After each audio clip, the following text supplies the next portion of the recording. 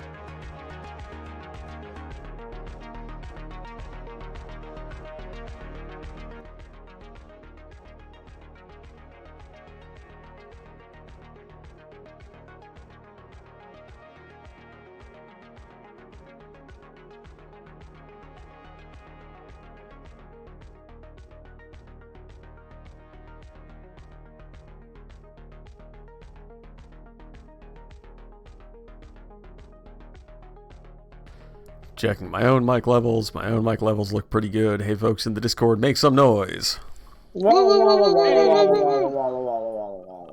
All right, another day, another stream, another day that I have set the audio up correctly and not ruined everything. It is a goddamn miracle. Yay! Every day that I don't fuck up the audio on my computer while streaming is a good day. That's impossible. I don't know what you mean. All right. Hello, everyone. Welcome back to our first action session of our 1 month long one shot of Lancer. I am, as always, your host, Heretic Soul, and I am back with the crew tonight with characters prepped, mechs ready to go, and we are ready to have some fun. So, once again, I'm joined by Baloney Shinobi, Dane, RDY, and T-Jabs. Yo. Hello. All right. So, we have all come back with mechs prepped. And I suppose, you know what, before we get into any action or anything, now would be a great time to do a quick intro of everyone's characters. So let's go down the list here. Let's get an introduction for Auto Sailor. Just like the actual pilot themselves character? Yeah, let's do like a 1 to 2 minute intro of everyone. Just introduce your pilot, talk about what their deal is, maybe give a general vibe of their mech. Okay, well. Auto Sailor is a former criminal who was captured red-handed in the middle of some petty crime, and he was going to be given a very harsh sentence. Before his sentence could be carried out, a shady entity offered for him to live life as a free man, asterisk. All he had to do was agree to have his body subject to all kinds of experimentation, of which he doesn't know the nature of. He assumes it's augmenting, but every time he wakes up after procedure, he can't really tell what's different. He doesn't have any visual augments either. The only thing you might be able to tell is that he has a personal drone that is actually feeding information back to his benefactors at all times. But there are other people with personal drones, so they might not know that that's what that one's doing. He, in general, is new to the mech scene. He's not like... He was just kind of he was poor, so he doesn't have like the experience of space travel and stuff. So he's kind of scared of things. He doesn't know what's going on with his body. He doesn't want to kill people with a mech or whatever. But he's determined not to go to jail. His general mech thing kind of reflects his fear of dying, I guess, and the unknown, by relying heavily on drones. So he'll be focused more on not being in the middle of the action himself, and instead deploying drones onto people or just on surfaces, as well as utilizing his long-range Cyclone Pulse Rifle to deal reliable damage from a distance. And when he's loading in between turns, he can use the turret attack anytime someone else lands an attack and a turret's in range. So he will not be losing damage every other turn if he's loading. Awesome. And your mech, I believe you chose the name Settle with Elegance. Yes. Which is very good. Do you know what that is? Do people know what that is? I it do feels not. Vaguely obscure. Someone else I don't might. know, but it sounds like a horse name. Oh, Like it a could horse be name. like a Kentucky Derby horse. Settle Yeah. with Elegance. Sumerian in the chat knows what it is. Settle with Elegance is kind of a saying from Venom of Guilty Gear, which is kind of what inspired the drones. Right. Venom uses billiard balls and bounces them around. I see. So that was kind of the vibe I was trying to go with the drones. That's cool. One level of Horus Hydra. Very, very fitting. Awesome. So next up, let's go. Let me close all the other goddamn groups of pilots I have open. Ignore those. Next up, let's introduce, if you please, Service McElroot. Sure. Now that my mic is working again. Service McElroot is another guy with a kind of criminal backstory. He was a smuggler for a long time. Then somewhere along the line, he had a mission to smuggle something, what he thought was something, and it turned out to be somebody, and it kind of crossed the line for him. And then he quit the gig cold turkey to try to turn his life back around. He got into the Lancer program.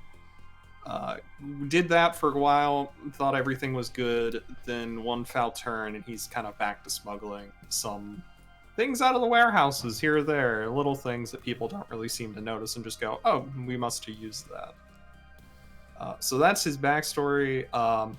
My mech is called Antlers, and one of the modifications is that there are 2 metal antlers on top of it to help stabilize the robot, even though it looks like they don't do anything. I'm kind of focused on mine around... I'm trying to build mine sort of as a kind of doing a lot of hiding, do a lot of locking on, trying to support the party. And then I decided to go kind of crazy with my license, and so I went with the Minotaur, and so that way I can try to start invading people as quick tech actions as well, and just kind of disrupt the battlefield while trying to hide every other turn as I can. All right. Excellent. I am a sucker for things with antlers on them, so that appeals. Close all these pilot groups once again. Next up, we have Davy Jones. Where's my mute button? Where's my mute button? Oh, I'm already unmuted. Nice. The struggle is real. Oh my god, I was just looking at the chat. All right. Yeah, so Davy Jones, the call sign. So sort of the get up for my boy is he's sort of this like young, skilled, prodigious mech pilot who got all of his experience through basically running missions for space pirates where he was born and raised. One day he goes on a mission to go steal something or other. It wasn't important, or it was important at the time. And he comes back and everyone's gone. And he figures the best way to get information is through the government. And just through that sort of vector. So he joins the LANCER program.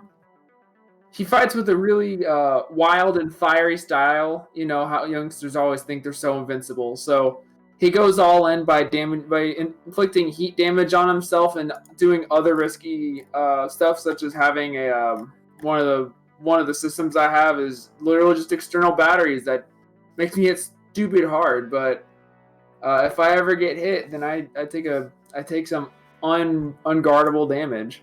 So just goes super high risk, high reward, burst, blow up in their face type of guy. So yeah. Yep, and appropriately taking 1 level of Tokugawa for that. Absolutely. You bet your goddamn ass I'm taking another one. Also, right, Davy Jones is your call sign. Bill Wilson is your name. Yeah. You have chosen several names for your name. Yeah, it's a very name-intensive character, honestly. And finally, Galen Adams. Yeah, Galen Adams, call sign Patch, was a combat medic, who was pretty good at his job. Is detached in the way that somebody who deals a lot with death on the battlefield might need to be a little bit detached, and then maybe a little bit blithe on top of that. Like they care, but basically in the course of saving somebody in a battle that went real bad real quick, basically somehow got it in their head in the midst of like saving a patient that like, if I'm gonna save this person, I need to deal with the combat at hand, and so helped themselves to the person they were trying to save's mech. And it turns out that being constantly under high pressure and having a steady surgeon's hand are both pretty valuable to being a mech pilot, and in acquitting themselves in battle, learned that they are also quite capable behind or in the pilot's chair. So they have taken on a theory of, as much as they want to save lives, they also don't just want to save lives so that they can send them out into harm's way again. So they also have adopted I like to win battles, like once and for all. So their piloting style is they go very, very fast. They move around quickly. They can get into places, which I took as kind of like, if you're a medic, you have to, you probably have to get into some harsh places. So they can move quickly and quietly and with a lot of stealth. And when they get into combat, they can kind of just slip into or out of range. pretty easily. And if I ever use brace, I can just turn invisible thanks to my metal mark license. So I can go quite fast, and I think hit okay, not as hard as some other people. If I ever do get hit, it's not going to go great for me. But hopefully I'll never get hit. Awesome. All right, so we have our crew. Yeah, I guess it's time to just kind of get into it, huh? Now that we have everyone assembled here. So again, tonight will kind of be a sort of combat tutorial session, and we will start to get into what the tone of the one shot is going to be. Any questions before we get rolling? I don't have any. I'm just real excited. Same. Yeah, I'm ready to start. All right. Do this. You're even. Yeah. Enticed. Just get up. All right, there we go. Bam. All right, so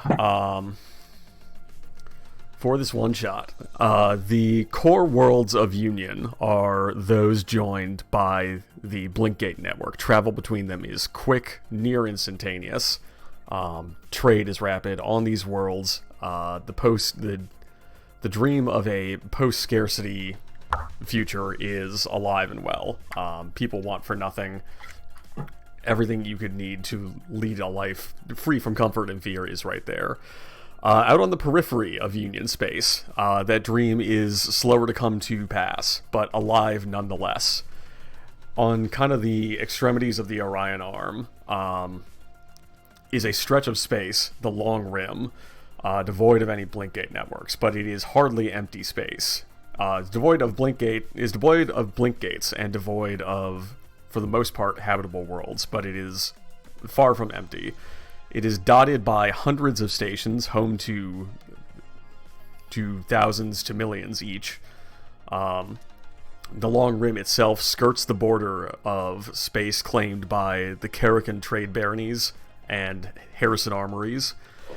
And the Rim itself is a transit corridor for supply and settlement ships traveling to the Dawn Line shore, a stretch of habitable worlds far from Union space.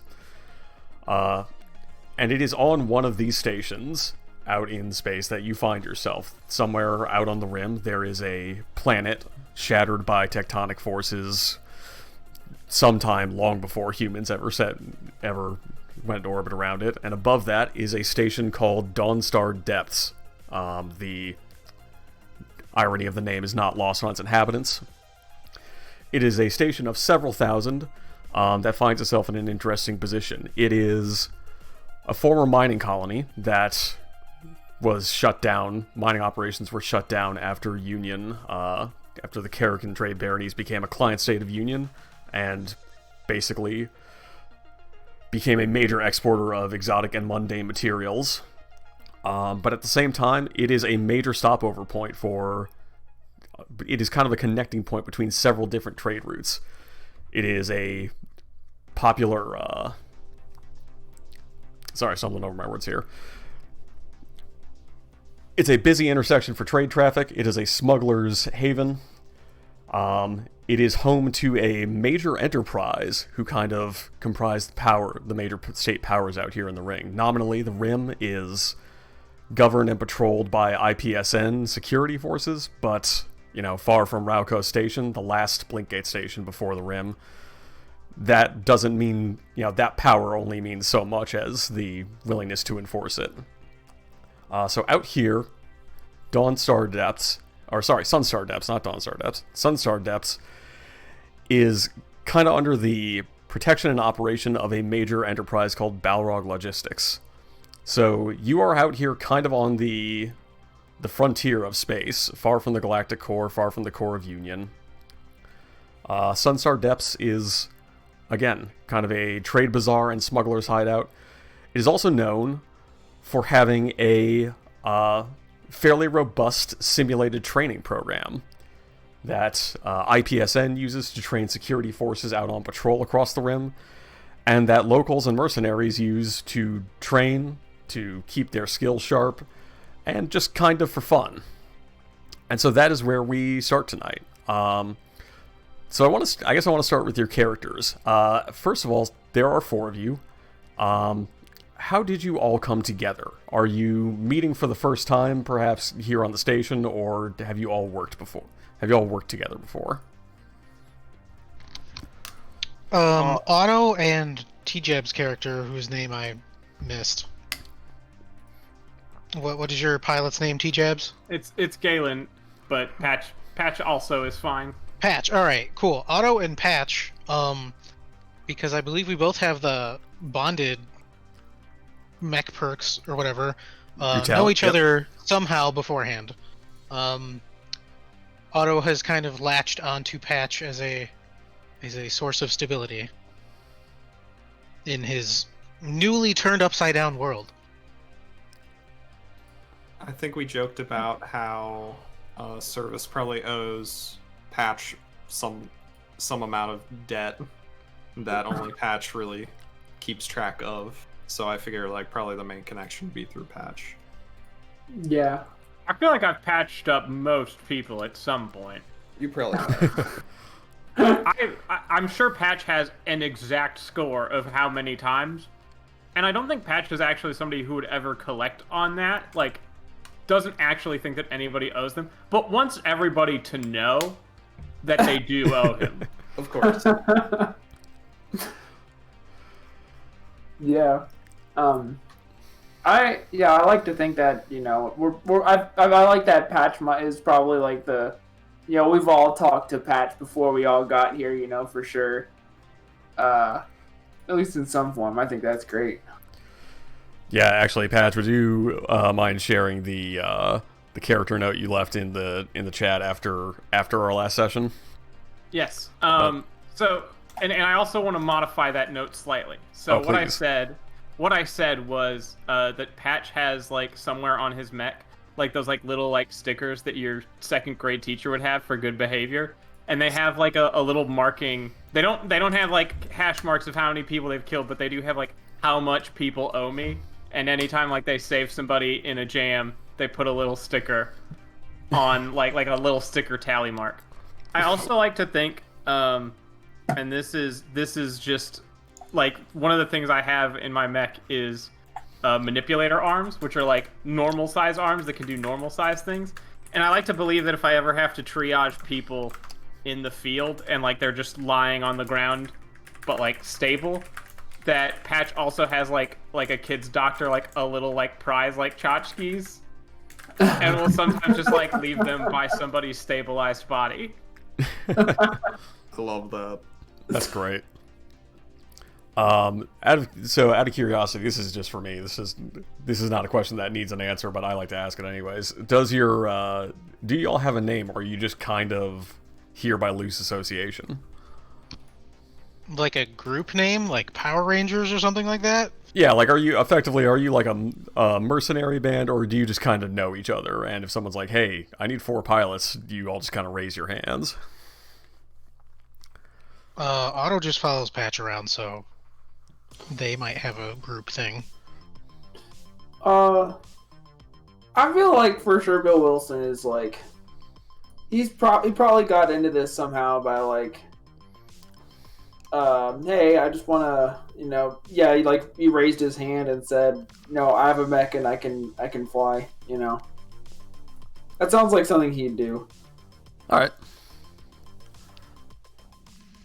I think Service is basically following along to see if he can reduce any of the debt that he owes Patch. And he's like, yeah, this is a good enough opportunity. Yeah, it feels like it's a non-official but often work together kind of arrangement. Yeah. I'm sort of seeing the episode of King of the Hill where somebody comes with like Hank and his friends and goes like, I need 4 day laborers for the day, and they just kind of shrug and like okay. Hop in the back of a truck and go. So Yeah. wait, our Lancer session is now canonically in King of the Hill. This is great. Sure. God dang it. Ireland sector of space. What do you think of total? Propane and propane accessory? I'm sorry. Four mech pilots standing in an empty lane somewhere drinking beer. No, I like it.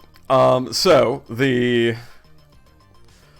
impetus for our session tonight is that the bureaucrats over at IPSN have decided that you four are eligible for another license level in mech piloting, but first they would like to see how you perform, and so have kind of enlisted the help of the local training center to do that.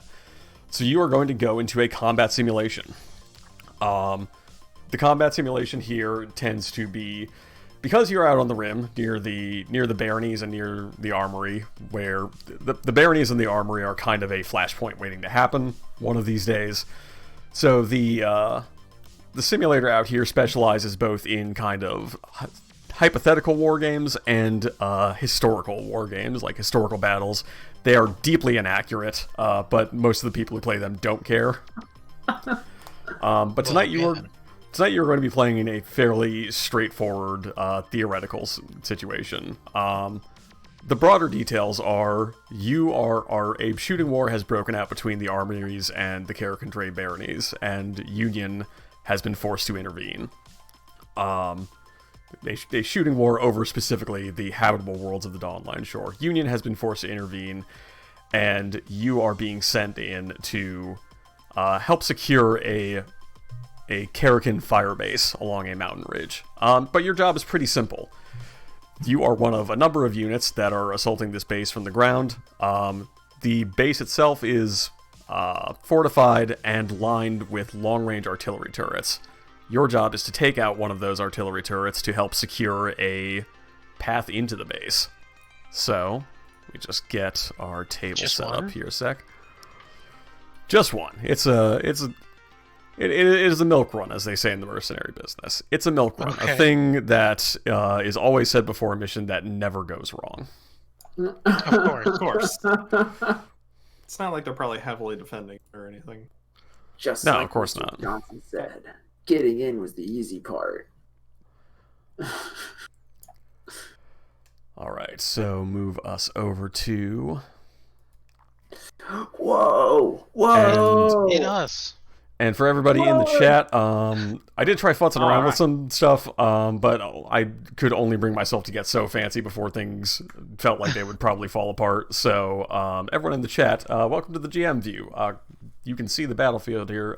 Please do your best not to accidentally reveal anything outside of the battlefield to the players. I trust most of you, though, so it shouldn't be too much of a problem. Should the players not be watching the stream? Maybe. I think I've got most stuff covered up, but if you're watching the stream, you may see some stuff behind the GM screen. I just wanted to see the chat, so maybe I can finagle my way to see the chat. You can just pop out the chat. Wait, how? I'm sure I can't do that. Down at the gearbox. Yeah, there's a way to pop out chat. How about chat? Oh, Yay! At the bottom of the box, or Oh yeah. At some point this month, I might have like a dummy Roll20 account set up for streaming. But again, I started setting some stuff up, and then I was like, all right, everything works. If I touch one more thing, something might explode. Well, pop out chat's good enough for me. I just wanted to see the chat at all. Yeah. All right. So also, would you all mind grabbing a token, one of your tokens, and moving them around? You should have control over them. All right. Yep. Fantastic. Hell yeah. Ooh, I can be... Goodbye, I don't Davy know what Jones. these numbers are. Also, do you see any numbers in Roll20? Do you see any numbers above the enemy max? No, I did not. No. Good. Including when I click on them. Good. You are not supposed to. So I did set that up right. All right. So welcome to Lancer, everybody. Get some tunes going here. Yeah. Oh, that's very quiet. Yeah. There we go. If the volume in Roll20 is too loud, holler at me and I'll turn it down. You can also adjust it in the gear tab. Oh, gear tab. Wow. Yeah, I think I've universally turned it. Actually, I could probably turn it up a bit for myself. What an incredible website. Oh, it's cool. Okay, well, It sure is functional. All right. Yeah, let's not push our luck here.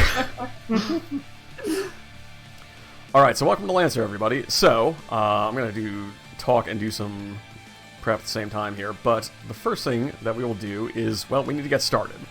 So pilots, you may deploy anywhere on the map below this green line. So as long as your mech is in a tile completely below that green line, you may place yourself there.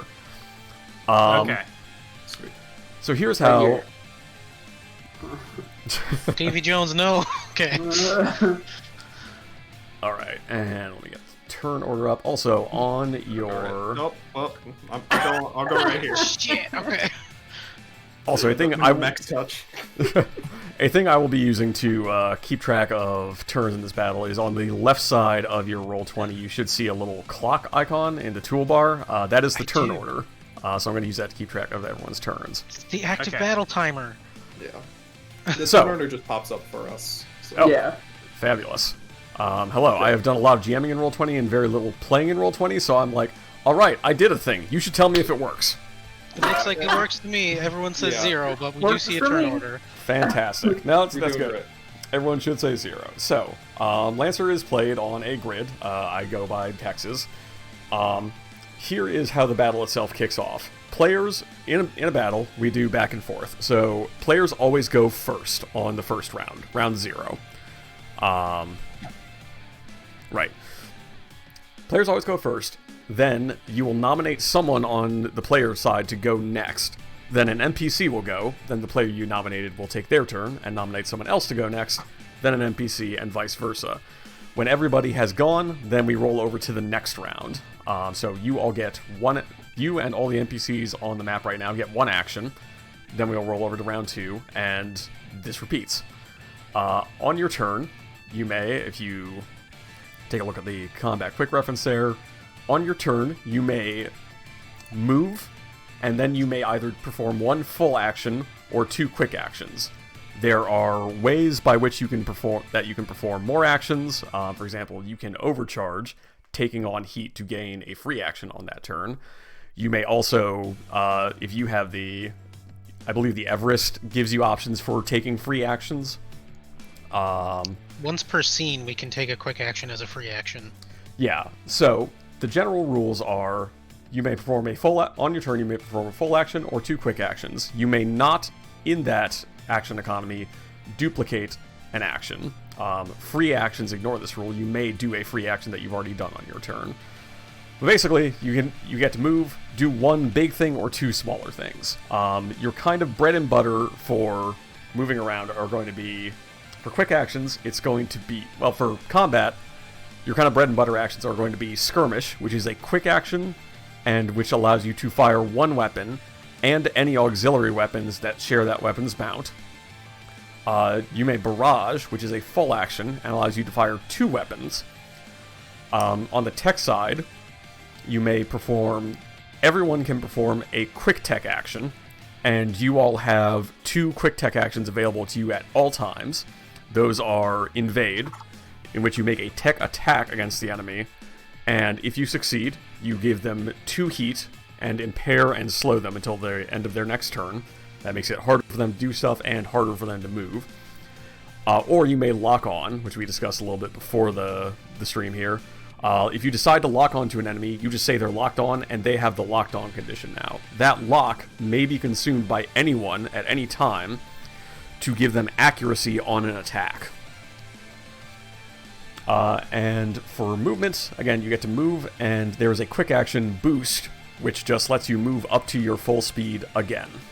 So there are other things that you can do. Those are kind of your bread and butter actions. You may also, outside of your turn, take a reaction. The 1 reaction you always have is Overwatch, which is if you have a weapon with threat, which basically at this point, I think that's just any of you with a melee weapon have a weapon with threat. No, I take it back. Does it say, like, on the weapon? It does. If you are looking in CompCon, I have voice. So I will actually let's do this. Let's get you all rolling in CompCon. So if you go to your pilot sheet, if you'd like to kind of keep track of things in CompCon, I have a sort of active mode that I'm playing with over here. But if you would like to keep track of how the battle is going on your side, your pilot sheet has an active mode, and that will allow you to keep track of stuff like taking damage, using weapons, systems blowing up, that sort of thing. Okay. All right. Cool. Where's the? It's probably on the gear. No. Is it the power button? The power button activates your or sets your mech as active. I don't know why that is so hard to see, but oh yeah, it should be the power button. Power. Okay, cool. Yeah. Well, Power button and then start mission. Yes. Cool. And that will allow you to Start mission. Where's that? It's at the bottom. It's like the smallest button at the bottom. Oh, I see it. No activate. Alright. Change mech. That one. Oh, perfect. Got it. CompCon is being weird, and all of your mechs start at Engaged. 10 HP, even if you have more max HP. I don't know why that is. Help computer. Oh, mine Oh, says okay. 11 out of 11. So. Yeah, I'm at 13 out of 13 now. I want you to know I absolutely believe you. Okay. The great thing about CompCon is it's a robust, very well maintained and free piece of software that helps you play an incredible tabletop RPG. The problem with CompCon is it's a piece of software. Yes. Unfortunately. Unfortunate. No offense, Beef. Alright, so I guess that's a lot to take in. So let's just start with this. The map you're looking at here is sort of 3 different levels of terrain. Your job is to blow up this turret. If you destroy that turret, everything else will fall. It'll be like an airstrike will come in or something. Everything will be fine. We won't worry about it. Moving is pretty normal unless you move through trees. Trees are harder to move through. We'll cover, if anyone decides they want to do that, we'll talk about difficult terrain, but they do give you soft cover. These cliffs and these walls are about as tall as you. They are also difficult terrain if you want to climb over them, but you can climb them. Additionally, if you press up against either the cliffs or these walls, anything on the other side of them, you will have hard cover against. And then these tiles here are dangerous terrain. Those are like barbed wire and tank traps. If you go through those, they will damage you. Cool. Okay. Alright. So, Where can I see the differences between soft and hard cover? I can tell you where that is in the book, but basically I can tell you what that is. That might be Quick Okay. Combat Reference. I would check Quick Combat Reference, which starts on page 76. But being in soft cover means that anything attacking you, anything like making a physical attack against you, gains 1 difficulty on that attack, so they will subtract a d6 from that. Okay. Hard cover means 2 difficulty, which just means they are, again, additional stacking accuracies and difficulties mean you roll multiple d6 and keep the highest one, then either add or subtract it based on whether it's an accuracy or a difficulty. Okay. So the more, I see. yeah. It's in ranged attack. I found it in here. Okay, cool. So more difficulty just means better chance of reducing that attack. But yeah, so to get started, actually, I guess let's just get rolling. Who would like to go first? It is very beneficial for me to go first. I was thinking that too. I agree. Let's do it. Okay. And you said we can only do one. We can't do the same quick action twice. Is that what you said? That is correct. So, for example, I can't deploy 2 drone turrets. if that turret is drone? if deploy turret drone is a quick action, then that is correct. Within the regular turn economy, you may not do that twice. If you take it as a free action, because the average just lets you do that, you can one repeat per it. scene. Yes. Okay. I think I can do it within sensors and line of sight. Okay. Is Davy Jones within line of sight of Charlatan right now, or no? Because let's he's see. between 2 other mechs of size 1. You are within line of sight. Line of sight I think generally matters in terms of terrain. I don't generally consider characters, even hostile characters, to like block line of sight unless it specifically says they do. Also, oops, gotta update some text.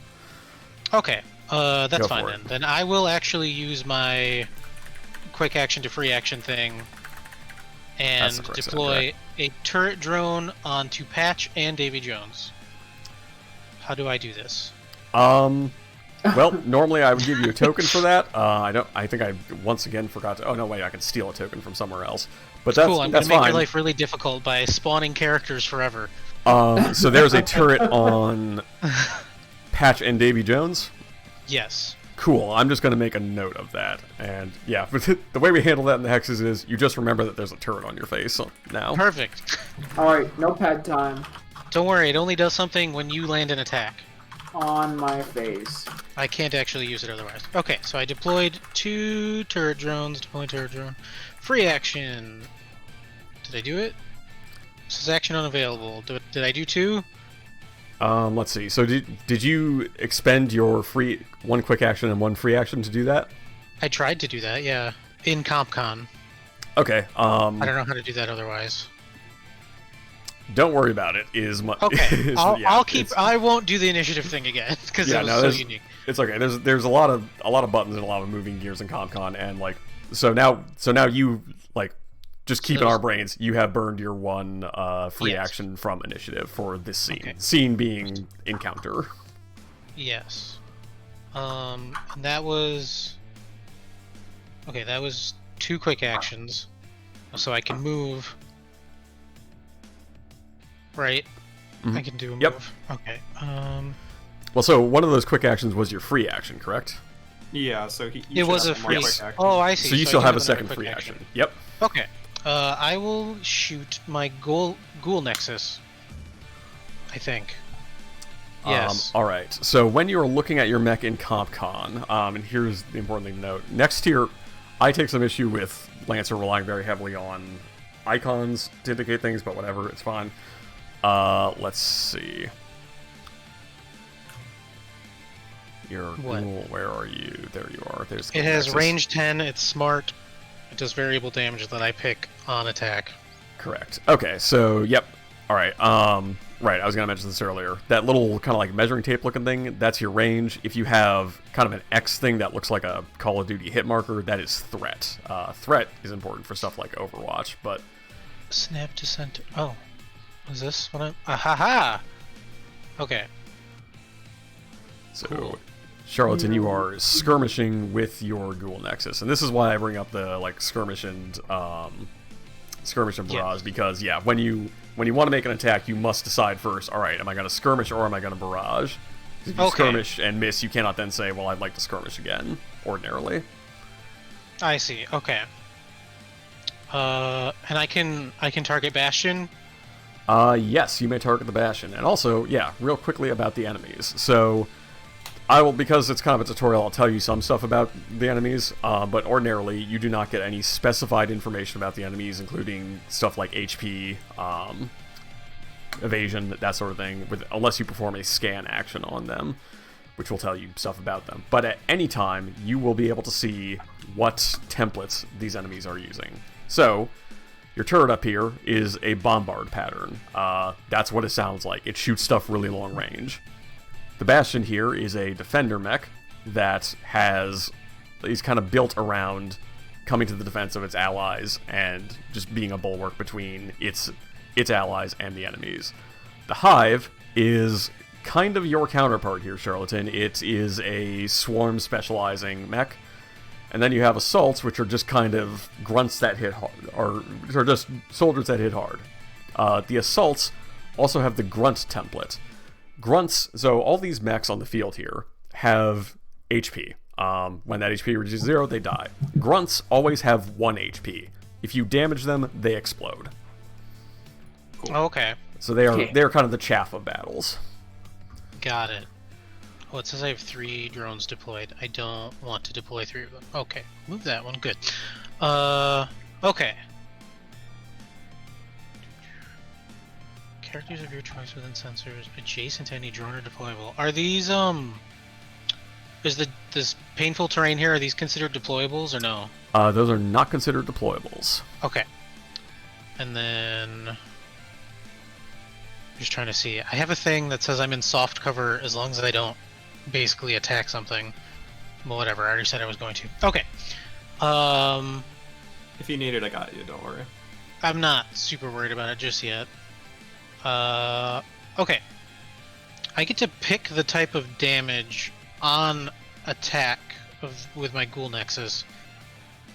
Would I know anything about what type of damage would be effective against Bastion types? Like, would heat be particularly effective?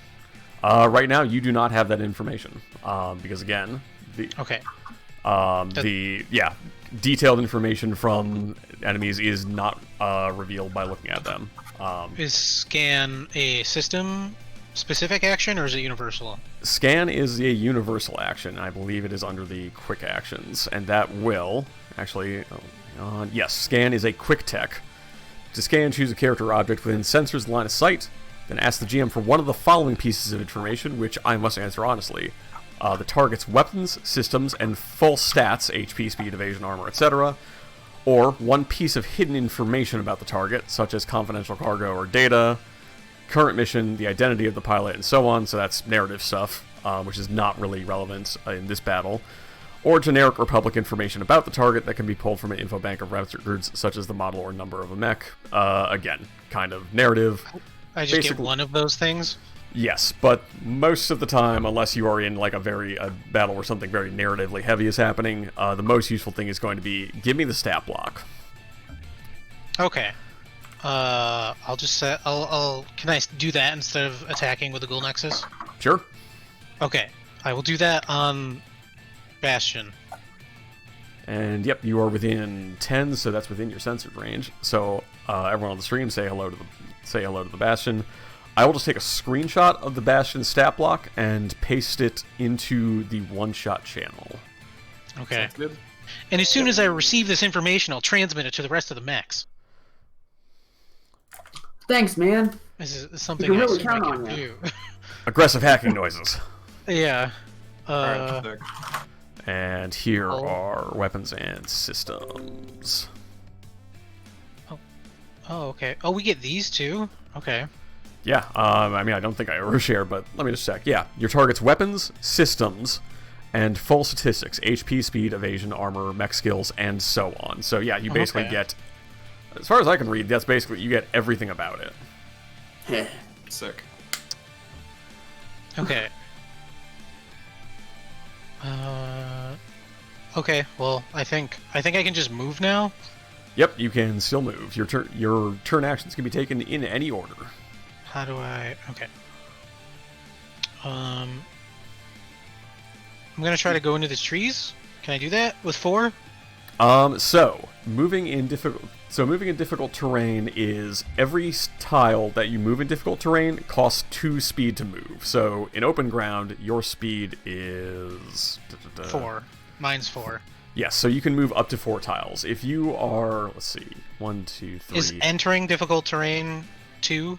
Yes. So you would not be able to enter these trees over here. Okay. But you could run up to them.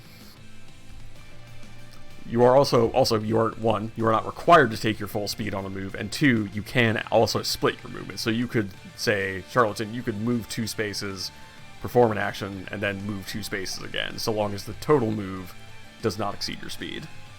Okay. So yeah, right now where you are, you cannot enter those trees because you would need one more move to enter that tile there. Okay. I'll just go here then. There we go. All right. And then I nominate someone to end my turn? Yeah, and you can kind of do that however you want. You can nominate someone specifically. You can ask if someone would like to go next. What is important is that before NPC turn, players decide who is going next. Okay. I would like to wants- go next if possible. I can set up some stuff. That's Deer. Yes. Okay, how's everyone feel about that? Fine by me. I'm cool with that. Alright, Deer, you're up. All right. After an NPC, I think. Yep. Yep. Okay. All right. So let's have a look here. I think actually I'm just going to... Let's get these guys into the action before they explode. Also, I'm going to introduce a little narrative into this battle, which is... So, this is an ambush. You have caught Karrakin forces by surprise. That bombard turret is not ready to go. It will not attack this round, so it will not attack until round 1. Which leaves us with, I think the Grunt Assault is going to go first. So, it's going to move 1, 2, 3, 4. it is going to move.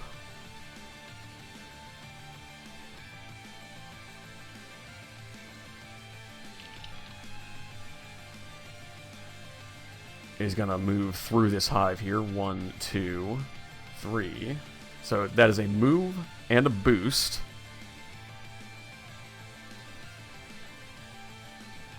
And it is going to fire a barrage from the micro missile launcher on its back, which is a line 8 attack. So that is going along this line here. I do have soft cover. I do not. So, wait, do I have soft cover because I'm behind the guy with soft cover? Unless they have a talent that grants anyone adjacent to them soft cover, no. I do need to specify that because that's the thing that happens. It's just Skirmisher 1.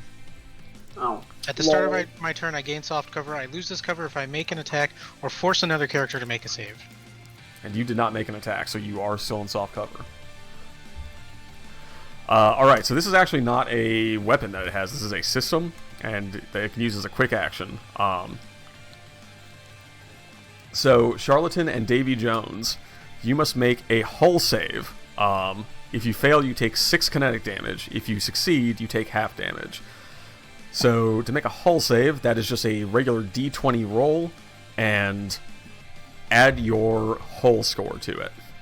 And again, in Lancer, barring any other target, the magic number for like saves and checks is 10. You want to roll a 10 or higher.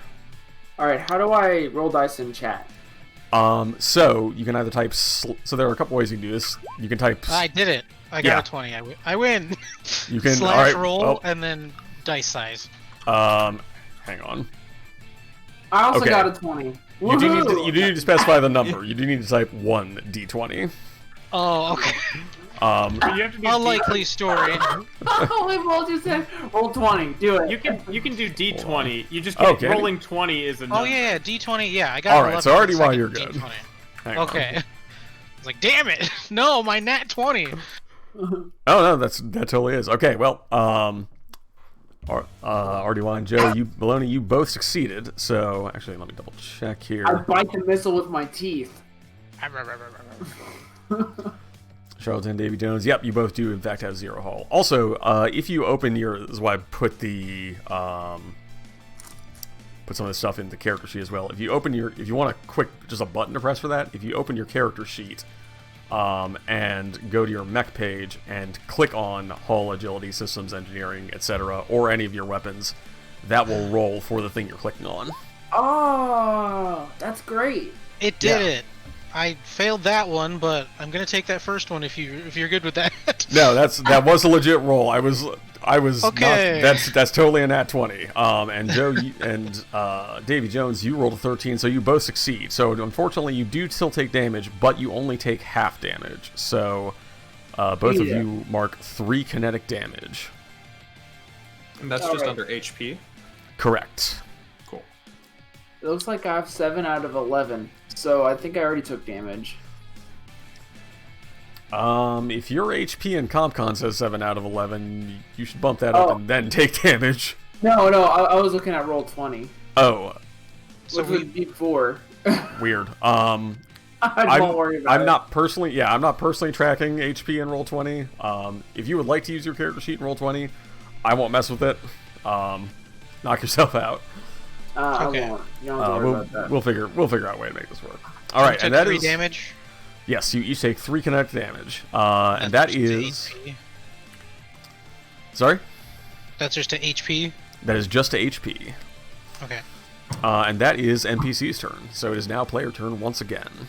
Sounds good. I'm gonna make this real fast actually, because I understand what I want to do. Whoa. Good.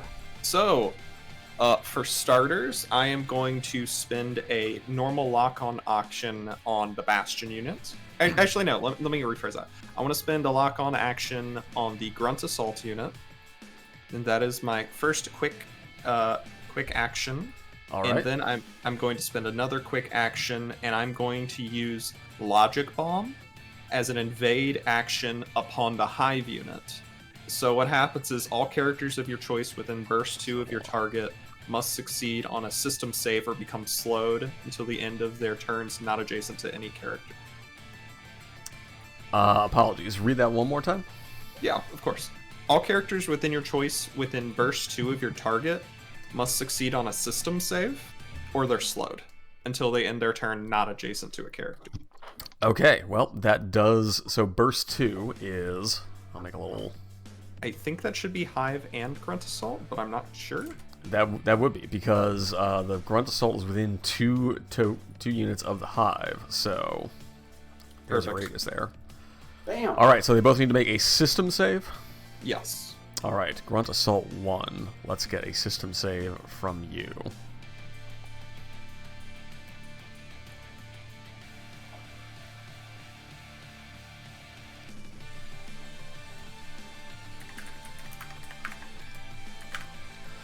And also, if you would, dear, so on your character sheet, you should also have a save target. Whenever you are forcing someone to make a save, that is the target they must hit instead. So, 11. what is your save target?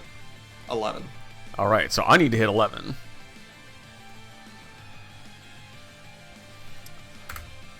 That's for the Grunt Assault. That succeeds. So the Grunt Assault is not slowed. This is for the Hive. And in Roll20, you can kind of cheat and figure out what Hostile Mech's haze stats are by looking at what I add to saves and checks. Perfect. The Hive, yeah, the Hive does not succeed, so the Hive is slowed. And what that means is the Hive, that is until the end of its next turn. In the end of its next turn, when it is not next to an adjacent unit. Got it. Right, so it is slowed. That means the only voluntary movement it can take is its standard move. Perfect. Alright, and to end my turn, so I have not moved at all this turn, which means I still get a free action of a lock-on. So I'm going to lock on onto the Hive unit, because it's slowed. Hopefully one of my teammates can get to it. But also, more importantly, at the end of your turn, if you may lock on as a free action. Additionally, when I do that, you learn your target's armor, speed, evasion, e-defense, mech skills. Basically what you sent for the Bastion, I want to learn about the Hive. Alright. Which will instantly be transmitted across everyone's systems. That's the hope. I feel like we made extremely annoying characters for the GM.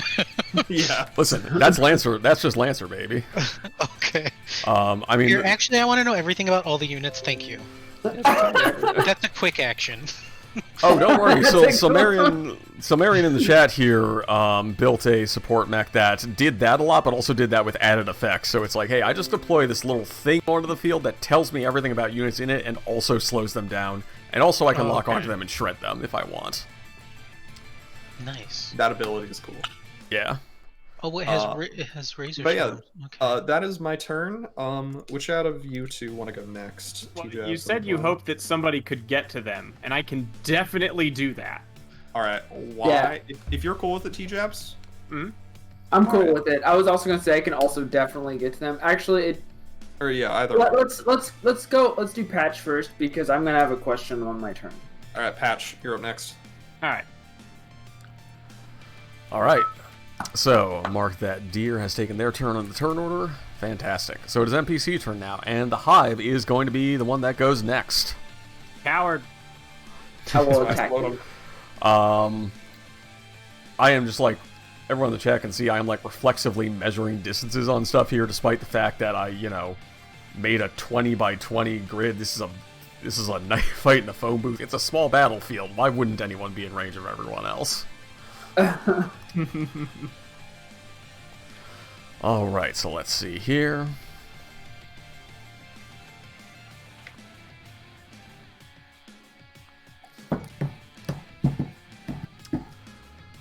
Okay. Make a copy of a token here in case I need that.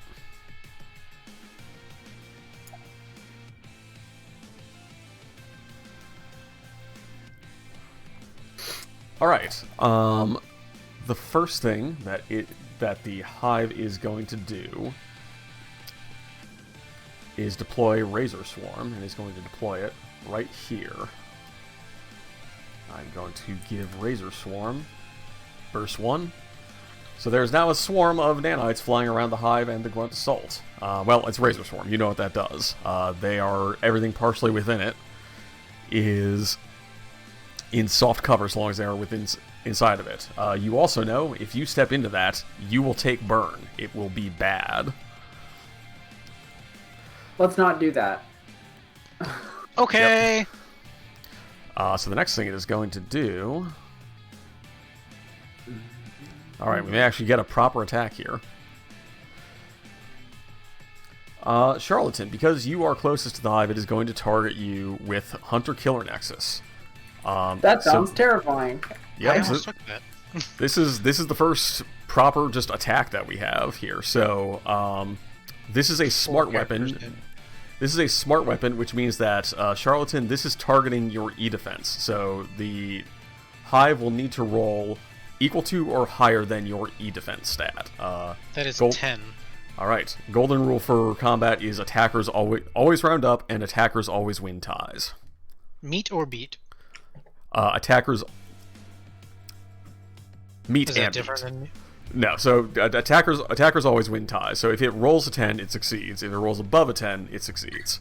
Vice versa. Right. Okay. Similarly for players. If you hit the target that you are rolling against, you will succeed. Does soft cover affect that at all? Yes, it does, because if you are in soft cover, that roll gains 1 difficulty. So that means that the D20 roll... oh, actually, sorry, yes, Charlatan, you are in soft cover, aren't you? Yeah. Perfect. All right, Can I thank mark you. that somehow? Thank you for reminding me. No You can make a note of it. I will... Listen, I spend a lot of... Anyone... Silmarian in chat can tell you I spend a lot of time asking questions. I'll be like, all right, I'm going to attack you. Do you incur any difficulty on this attack? Do you have some bullshit system that makes this hard to do? All right, so the Hunter-Killer Nexus, because you can see the stats in the stat block there, so it is, as a lot of NPCs have, it just has a flat bonus to its attack, but it has 1 difficulty. So I'm rolling 1d20 plus 2, and then subtracting 1d6 from that, because you're in soft cover. So Charlatan, this is against your E defense. Okay. 13. Okay, so I got so it. that does succeed. All right. So Charlatan, a swarm of nanites barrages slams into your mech. Your mech takes 3 burn. So kindly mark 3 burn for me, and this is how we measure damage for burn. Burn is bad. Burn is one of the only DOT forms of damage in this game. So Charlatan, you take 3 damage right now. So I have you at 5 out of 11 HP. That's what I'm at. On your next turn, at the end of your turn, you must make an engineering check. If you succeed, you clear all burn. If you fail, you take that burn damage again. So you take 3 damage again, and the burn remains until you clear it. Oh, so burn lasts theoretically forever then. Yes, if you have real bad rolls, burn lasts forever. Fortunately, you do have a +1 to engineering, so it's yeah, also looking in the chat, RDY, or Red Room Yak, what are you what's going on? It's not important about the Twitch chat. It's just that it keeps telling me welcome to the chat room. Oh, weird. I made a tweet about it. It's not anything. I promise. Gotcha. Yeah. If you hear a loud clapping noise, that is me slapping the gnat that is flying around in front of my computer. Oh. It got away this time, but next time I will get it. Ooh, Next time for sure. 1. Next time for sure. There won't be a next time for this. And the match. hive, and the hive is not going to move, so that is. Actually, hold on. Sorry. It is slow. So, Dane, would you mind reminding me what you hit it with that slowed it down? Oh, so what I hit it with is the logic bomb. So it failed its system saving throw, which means it's slowed until it ends its turn, not adjacent to any creature. Right. So it doesn't clear that because it's next to the nanite swarm. That's what I was thinking, yeah.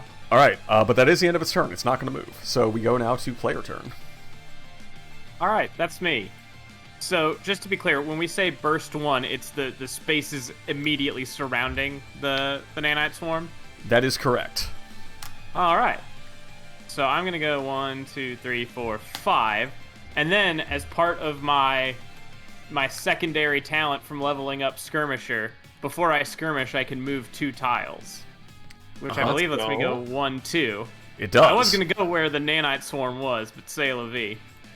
And then I'm gonna skirmish with my big heavy sword and just try and hit it, which I believe is just a raw d20. Let me take a look at that for you. I don't think so. It is just a raw d20 if you want to just attack with it. You can consume that lock-on for an accuracy. That's what I was going to remind you about as well. Yeah, then I will do that. Is that your charge blade you're smacking it with? Oh, sorry, I'm looking at the wrong one. Your my heavy melee weapon. Yep. Okay. Yeah. 11, which barely hits, I think, right? So that is going to be against its evasion. So let me check its evasion. Also, I've cleared the lock-on because you consumed that. The hive has an evasion of 8. That does hit. Aha. All right. So I roll. And now the turrets will attack as well. Oh yeah, you do have a turret on your face, don't you? Yes. That is a reaction, yeah, so it just does 3 damage. 3 All right. kinetic damage. So Patch, go ahead. Yeah, go ahead and give me that damage roll, and then I'll add 3 damage to that as well. 9. Big damage, dang. Big damage. Yeah. Then again, okay, I did forget, you do have the big sword. Yes. All right, so that is a lot of damage. Yes. Yeah. It's 3 kinetic damage for the turret, by the way. Oh, so that's 12 damage. If that matters. Yeah. Yep, that is 12 damage total, which is like, congratulations, you were all learning you are encountering the scary thing about hives, which are like, oh yeah, hives are weird. Hives are like unpleasant area control mechs. Also, they have 20 fucking HP. Yeah, I was very curious about that. Yeah, no, they're beefy. For no reason. So I believe then that I have a second quick action. Yep, that was a skirmish. So if you moved, that's your move. Yep. You move because you have skirmisher, which lets you just move two spaces. And you have a second quick action available. Let's reestablish lock-on on the hive. All right. Call. Also, as a note, so this doesn't come up a lot because generally when you run up next to somebody, you are trying to attack them, so you're not planning on moving past them. Patch, you are currently engaged. Since you are next to the hive, you are engaged with the hive. That means any ranged attacks you make against anyone gain 1 difficulty because you are, close to another mech. Yes. The other rule for engagement is if you become engaged with a mech, you have to stop moving right now. Yep. This has not come into play an awful lot for me because generally when someone runs right next to a mech, they're running up to it to slap it. Yeah. So they're generally not trying to get past it. Also, that skirmisher talent is shenanigans, and I believe doesn't provoke like engagement or reaction fire. Those 2 tile moves. Yeah, those 2 tiles super don't. You can just blitz past someone with that shit. Yeah, and it's before or after. Yeah. So you can run into someone's engagement range, hit them with a sword, and then backdash away. Yeah. You can wave dash. Yeah. You got that. You got that Slayer backstep. All right. So, well, Davy Jones, you are by process of elimination going next. So, it is going to be NPC turn now. Take a look at who we got in the field here and what they can do.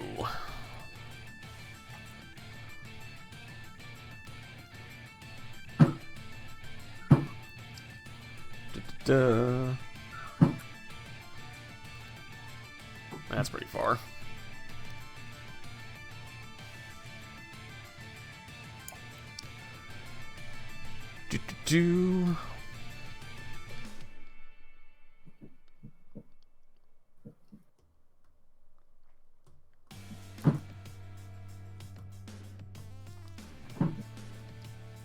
Yeah, I guess I could do that. Yeah. By the way, I don't know if you can see it on the map, but I gave Charlatan a little hazy circle for soft cover. I did. Appreciate it. Although So- I think, does the turret attack get rid of that? It probably does, huh? Or is it because it's a turret, it's separate from me? That's a good question. That's a good question. I'm not sure it does, because at that point the turret is separate It's not an from you attack, acting. Yeah, it's acting. It's a an reaction. automated thing. Yeah, It's I think called a turret attack. but like, is it like actually an attack? That's Like, a great. because I think it's a reaction, and that's like if the reaction Okay. is deal That's damage, true, yeah. it's not an attack. So that Okay. does now break your soft cover. Yeah, that makes sense. So I don't have soft cover? You no longer have soft cover. Up until that attack, you did. That's Alright. so worth it though, because that's over half HP for the hive. That's true. Yeah, there was a lot of damage. Patch, the Bastion is going to... Well, actually, let me check the Bastion's sensors, because Bastion is not techie, but it is close to you. The Bastion is going to lock onto you, using a quick tech. Alright. It is also going to then consume that lock on immediately to just attack you. I mean, that's Using fair. the rotary grenade launcher. Now, I'm curious. So just to clarify, brace as a reaction, does that apply after you take damage, kind of thing? Yes, brace specifically says that you, after damage has been rolled, you can decide to brace. So you can say, well, I got hit. Let's see what the damage on this attack is, and if it's a ton of damage, you can say, ooh, I'd like to brace. Actually, I'd like to reduce that damage. Okay. So this is T-Jabs. You are not in any sort of soft cover or anything, are you? No, I would have been, but the attack undoes that. Right, because skirmisher. Alright, so this is just going to be against your evasion, then. This is 1 accuracy. Oh, by the way, the turret drones have hit points. I don't know how that works with the mech they're on being attacked. That's a good point. They probably just... Do the turrets have... I can probably check this, but the turrets have, They have evasion. They have evasion and as well, defense. don't they? Well, I guess I probably roll against them as well, then. Okay. Because they're on the same square. Yes. Or Yeah, X. so... Okay. Yeah, so this is, well, so now we learn a bit about attack patterns, where this is an actual weapon attack. So this is an attack with a pattern of Blast 2. So I'm going to attack... Actually, let's see, where can I shoot this where it's not going to... Yeah, I'm going to shoot here, so it hits Patch, but not neither the Bastion, the Hive, nor the Nanite Swarm. So everything within 2 tiles of this square, of this tile, I have to roll an attack roll for. So I'm going to roll 2 attack rolls. The first one, T-Jabs, this is going to be against your... Patch, this is against your evasion. Yep. Oh, just barely. Alright, so I'm going to roll for the turret first, because I do need to roll damage for each of them. Or I think I rolled damage together. Yeah, I rolled damage together. But I need to Turret's see if the evasion turret and hits E-defense is 10. Yep, so this is against the turret. That also God. hits. Fortunately, this is Okay. not an NPC that can crit, so it just does damage instead. So now we get damage. That is alright. Most NPCs, unlike player weapons, just kind of have a flat damage value. So Patch, that is 5 damage to you and 5 damage to the turret on your mech. That's 5 doesn't explosive seem damage. Terrible. Turret's at half health. Alright, Alright, wait. I'll make a note So of that. 5. Wait. Sorry, I'm looking for my HP. I think I have 10 I have 13 because of like personalization. Yeah. You do, Yeah, yeah. So I you have would. you at 8 out of 13. Yeah. Okay. And so I'm guessing like brace is like half rounded up. Yes. Let me double check. Brace reactions. But I would lose like all my actions next turn or something like that. Yeah, brace is a. Some people describe brace as a bad thing to use. Brace is bad for you, but it is a good way to resist taking a shit ton of damage. But do remember, all of your mechs have 4 structures, so you effectively have up to 4 health bars. Okay. Also, realistic, but also brace is good for me sometimes because I get to move and be invisible for it for 2 turns. So that is also true. But I don't think it's worth it in this specific instance. So I'm fine. Yeah, but just for edification, I've found it located in the book, so I'll read it out loud. Brace is a reaction. When you brace, you ready your mech against incoming fire. The trigger is you are hit by an attack and damage has been rolled. You count as having resistance to all damage, so that is the damage cut in half, rounded up. So resistance to all damage, burn, and heat from the triggering attack. And until the end of your next turn, all other attacks against you are made at +1 difficulty. But due to the stress of bracing, you cannot take reactions until the end of your next turn. And on that turn, you can only take 1 quick action. You cannot overcharge, move normally, take full actions, or take free actions. So you can take a quick action on the turn after. Provided you're Just okay one. with not doing anything else. Yeah. Well, he can move with a skirmish, Oh. among other things. Okay, there's really funny shenanigans here. There's a lot of shenanigans. There's Yep. shenanigans with the skirmish, and I'm almost tempted to brace just because. Try it out. We're in a battle simulator. Yeah. What's the Yeah. worst that could happen? Okay, you know what? I have Visions of Glory, so I brace. Alright. So I take 2 damage instead of 5, right? You take 3 damage instead of 5, because that is Okay. 2.5 Oh, yeah. rounded up. Yeah. So then I like to think that dramatically there's dust and stuff from the attack, and then Patch is gone, which is to say invisible. And then I can move, it says immediately move up to 5 spaces, which would be 1, 2, 3, 4, 5. And I'm invisible. Does that ignore engagement? I don't know if it does, but also it would be made with difficulty and it against an invisible target. Hang on, I need to look up the rules for engagement, because generally every time I have had a player in a mech move into engagement, they have not left engagement until the other mech was dead. Oh, So- right. Yeah, I guess, yeah. That's okay. I This don't is know, can I just- I should know straight this, leave? but I'm gonna give me a second, I'll look it up. We'll Engagement. learn Think these about rules that. real good. If a character moves adjacent to let me get the book up here. If a character moves adjacent to a hostile character, they both gain the engaged status for as long as they remain adjacent to one another. Ranged attacks made by an engaged character receive +1 difficulty. Additionally, characters that become engaged by targets of equal or greater size during the course of movement stop moving immediately. Engagement does not stop you from moving while engaged with the character. You can move normally as long as you don't break engagement with that character. What about breaking engagement? Oh, so that doesn't work how I thought it did. Dang.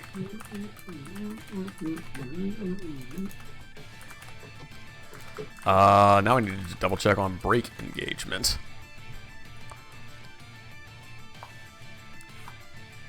I messed up. Uh-oh. I mean, I think you can move out. I think there's nothing that says you have to remain engaged in engagement. So I think you Okay. can move out of engagement. I think it is just once you characters that become engaged by targets of equal or greater size during the course of movement stop moving immediately and lose any unused movement. Engagement does not stop you from moving while in. That's a typo in the text. While engaged with a character, you can move normally as long as you don't break engagement with that character. I would think that me trying to go up here would be breaking engagement. So that's probably not allowed. Yeah, but I'm trying Tragically. because again, although this is generally how this is played out, I also feel it's weird to be okay, once you're in engagement, you can't leave until one of you is dead. That's weird. That's not what this says. This says you leave engagement after you try to move out of that range. Okay, But then yeah, you can provoke actions by breaking engagement. right. Is what I understand it to mean. So That's it's like an attack what of I- opportunity in D&D. Yeah, that's what I've had in my head. Okay. So that does require the hive to have a weapon with threat on it, which it does not. So Okay. you can get away with that. Okay, so yeah. Also, you know what? That's. So yeah, since that is a fresh move, yes, you can do Okay. that, and you are now. Yep, All you're the out of way there, and you're also invisible. That's cool. We can You're all the come way on- next to that turret? Okay. Yeah. because Yeah. Look, we don't have to kill everything. We just gotta kill the turret, y'all. Yeah. That's true. Why is the turn order? Help computer. Ah! Why are you? There it is. Okay. Oh, there it is. Help computer. No, all weapons do not have threat 1 unless otherwise specified. Weapons. I'll double check that. I have been operating under the assumption that only weapons with specified threat have threat. So in fact, Solmarian, I may have been fucking up for a long time in our campaign. Oh no. Let me double. To clarify, there is a full action that's called disengage. Is that how you're supposed to leave engagement? Oh. That's how you do it without provoking. Oh, yeah. Okay. Gotcha. Yeah. Threat is the maximum. From my understanding, I don't want to be the GM here. Let's see here. Okay, threat is the maximum range at which a melee weapon can be used, and at which both melee and ranged weapons can be used for Overwatch reactions. Threat-like range is measured from the edge of a character. Oh yeah, thank you, Solmarian. Unless noted otherwise, all weapons default to threat 1, which can be increased with some talents and gear. So thank you. I have in fact been goofing up in our campaign, and assuming that only weapons with threat listed have threat. Well, Whoopsie doodle. dude can take a reaction shot at difficulty against an invisible target. Dude can take a reaction shot at difficulty. Well, we might be about to learn how difficulty works. Then let me go ahead. Also, invisibility says there's a 50% chance to just straight miss. That is correct. That's true. Yeah. That is correct. So the Hive, yes, the Hive can make a reaction against you with that Hunter-Killer Nexus, and it is going to do so. So Patch, oh, actually, I have to do something first. I have to roll to see if I'm allowed to hit you. So this is a modified D20 roll. I have to roll an 11 or higher to be allowed to attack you. Yes. All right, I'm allowed to attack you. All right, so this is... I give you permission. Patch, this is against your evasion, but also you now incurs 1 difficulty because you braced, right? Yes, and I think I'm resistant to damage still. You are. Let me pull that back up. I believe you are. Yeah, I believe you do have resistance. Where are reactions? I thought it was just for the next attack, from what I read. Oh, maybe it is just for the next attack. Until the end of your next turn. Until the end of your next turn, all other attacks against you are made at 1 difficulty. So until the end of Patch's next turn, all attacks are at 1 difficulty. All right. Also, yes, thank you, Lance, in the chat. Sniper with threat 1. I slap you with the sniper rifle. I mean, that would be made with difficulty 1, I think. Yeah. Yes. The +1 difficulty. Yeah. Okay. So Patch, this is against your evasion. No. All right, that attack misses. Get out of here! I have Which is disappeared good. I have disappeared. All right, well, that's all the Bastion's gonna do. So that's the Bastion's turn. So that was just the Bastion. Okay. That was just the Bastion. Yeah, a lot happened in the last 5 minutes. So now we're getting Davy Jones. Round down. Okay, let's go. All right, so welcome to Lancer, everyone. So I've got these external batteries. It says blah blah blah. It does a bunch of dope shit. When you take any structure damage, the system is destroyed, and you take 1d6 AP damage. So what exactly is structure damage? Is that whenever like I lose? Oh, okay, that's okay. Structure is like your health bars. Yeah, so you have HP. When that HP reaches 0, you take 1 structure damage and roll over to your next health bar. Alright, cool. Well, I think the Sentry is going to go ahead and start racking up some kills. So, I'm going to go ahead and move. 1, 2, 3, 4. And I'm also going to go ahead and add a heat to overheat myself and move again. Oh, you are... well, hang on. So wait, can I... Are you Are you saying you are overcharging? Yeah, I'm overcharging to gain an extra move action, or is it only an extra quick action? I might have actually. Well, no. So you can overcharge to gain a extra free action as a quick action, but remember that you have as a quick action boost. Oh, yeah. So for a regular quick action, you can move a second time. Oh yeah. So then I guess I'll take 2 quick actions then. Man, I was really excited to give myself heat. Okay, so you could still do that, yeah. No. It's probably better if I do it this way. I was gonna say, I know you want heat. Well, I am about to go and light these guys up with my Annihilator, which deals 2 heat to me each time I do it. So, and that's got like Overwatch 3. Or that's got 3 threats. So I'm about to just totally kill these dudes. In which case, I'm going to go ahead and as a quick action, 1, 2, just move here. Cool. Actually, I guess I go. Yeah, let's just go. Let's stay here, and I'm gonna go ahead and use my. I'm just gonna use my sword because that does more damage. Let's see. Your charge blade? Yeah, my charge blade, which is 2 threat thanks to my external batteries. So, whoa, what? Hold on. Holy Oh, moly. weapons that deal any energy gain +5 range if they are range or +1 threat if they are made. Dang, alright. Holy moly. yeah, All right. pretty good. Yeah, It's which is You should attack the hive because next time it's my turn, I can basically destroy the grunt if the nanites are there. yeah. Okay, so just for my own clarification, so Davy Jones, you moved, then boosted, and now you are skirmishing? Yes, I'm gonna skirmish. Alright. Like, Is that going to be against against the hive?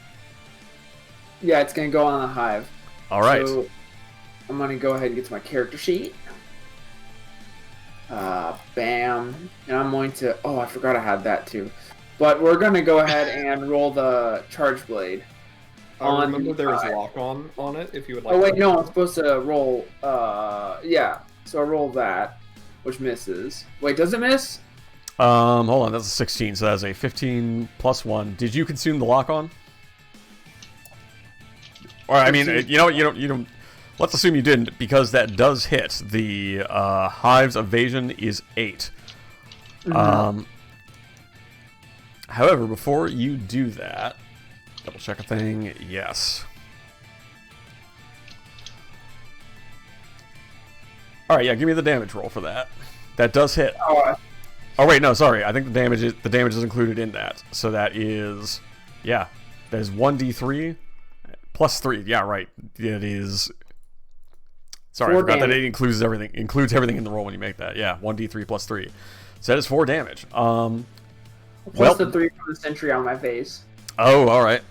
The turret doesn't have to attack that thing. It can just make an attack if it has line of sight, is my understanding.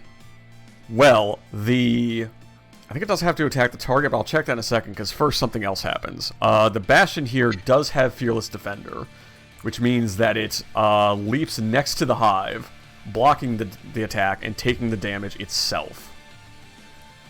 Well, fuck you too. So that is... and also, you can tell, because you have the stat block, you also know that Bastion has 3 armor, which means that this attack would be reduced to 1 damage against the Bastion. So...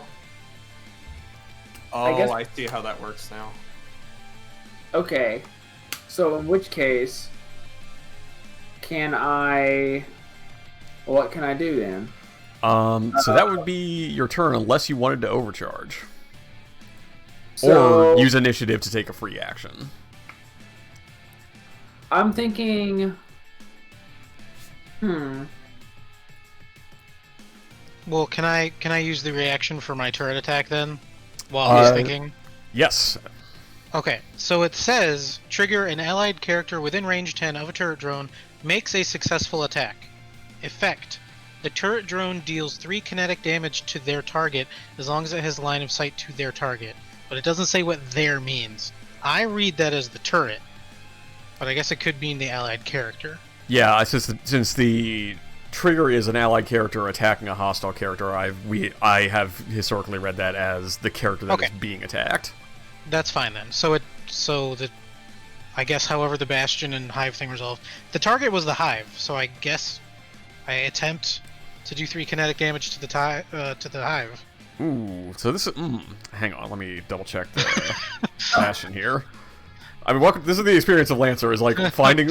We don't do a lot of like hardcore rules lawyering, because playing Lancer is kind of just rules lawyering itself. Yeah, I was gonna say. Oh, it does say takes damage and the Bastion isn't immobilized, slowed, stunned, or otherwise cannot move. This is a separate source of damage, so I think that might hit the Hive. Bam bam! I think that hits the Hive. Lance, reactions, according to my understanding, can be taken once per turn. And I'm basically using these on different people's turns. Yeah, I was actually about to look that up myself. I don't see why I would want to have 3 if I could only take 1 reaction per round. Yeah, hang on, I'm double checking this.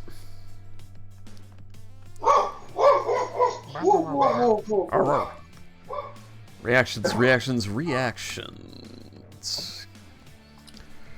You can only take one reaction per turn, your turn or other character's turns, but you can take any number of reactions per round, as long as you have reactions still available. Okay. So I do think as long as they are separate turns, and as long as you are... I think you may only be... Hang on one sec. That was a separate turret. Yeah. Oh, here, hang on. This might be it. Unless specified otherwise, once you take a reaction, you cannot take it again until the beginning of your next turn. Even if a reaction is usable twice per round or more, your uses of it only refresh when your next turn begins. Aww. So you Are you can going to take... consider that the same reaction, even though it's a different drone? Yes. Because the turret attack is a reaction. I mean, I'm gonna double check that. That's a bummer. Yeah, okay, reaction. Well, then I guess I'll... Gain the turret attack reaction. Yes. So yeah, that will. So I am resetting the 3 damage against the. Which can be taken once for each deployed turret drone. Oh, hang on. What? Whoa. Oh. Oh. Taken once for each deployed turret drone. Turret drones cannot be called. Let's cross-reference this with the book.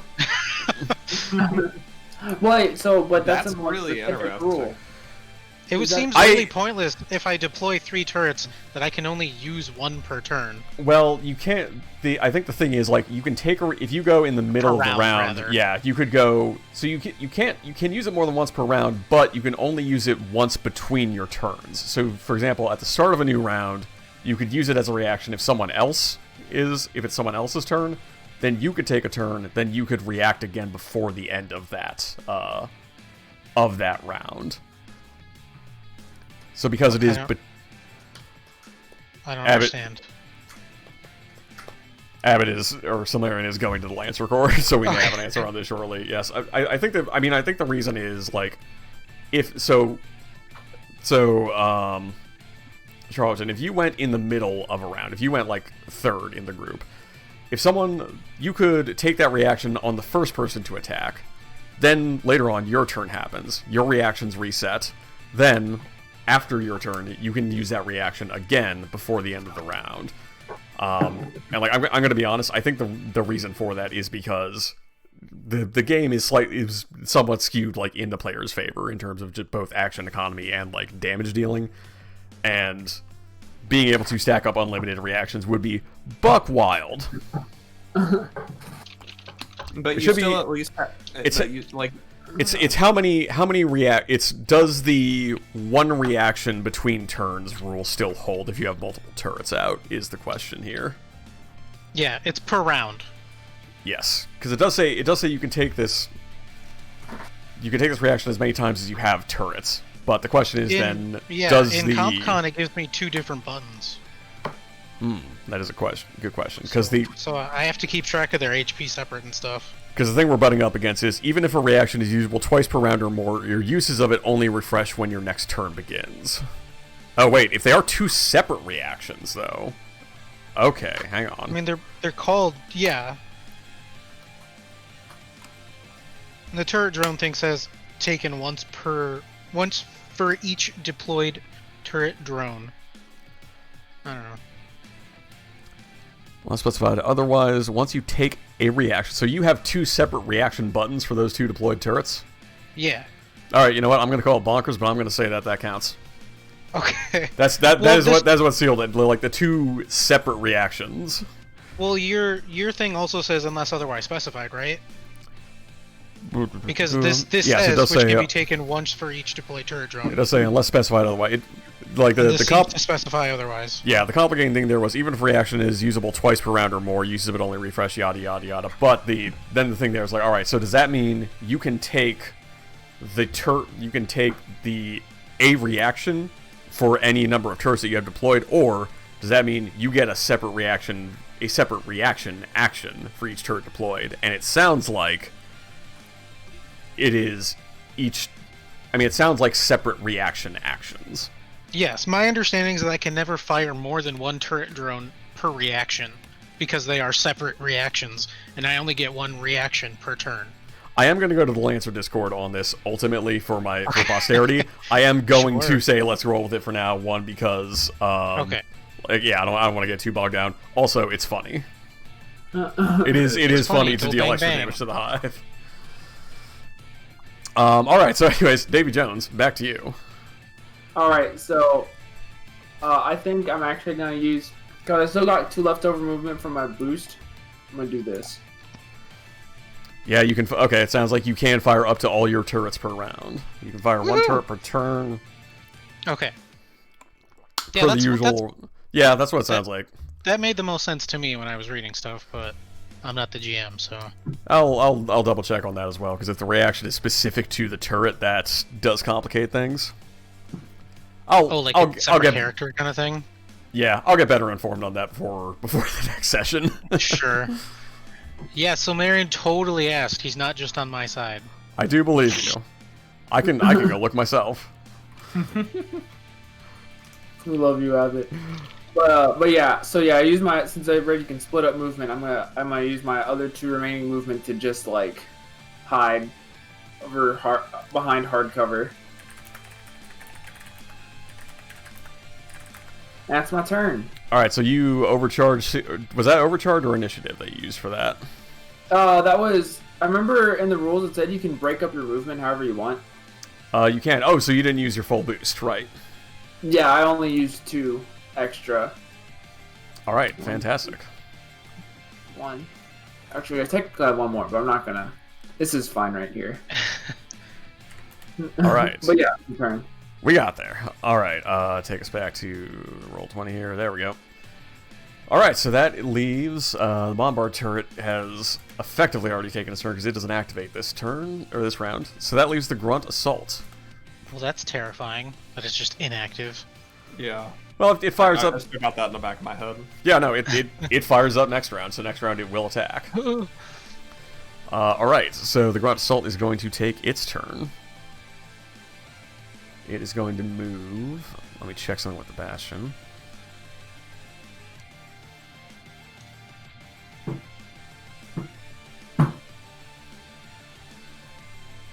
Alright, it is going to move. 1, 2, 3. Excuse me? Okay. I think I just flipped the token. So, okay. 1, 2, 3, 4. 1. Boost. 1, 2, 3. And it is going to just attack Davy Jones. It is using a heavy assault rifle. So, Davy Jones, this is against your evasion. But he has soft cover? No.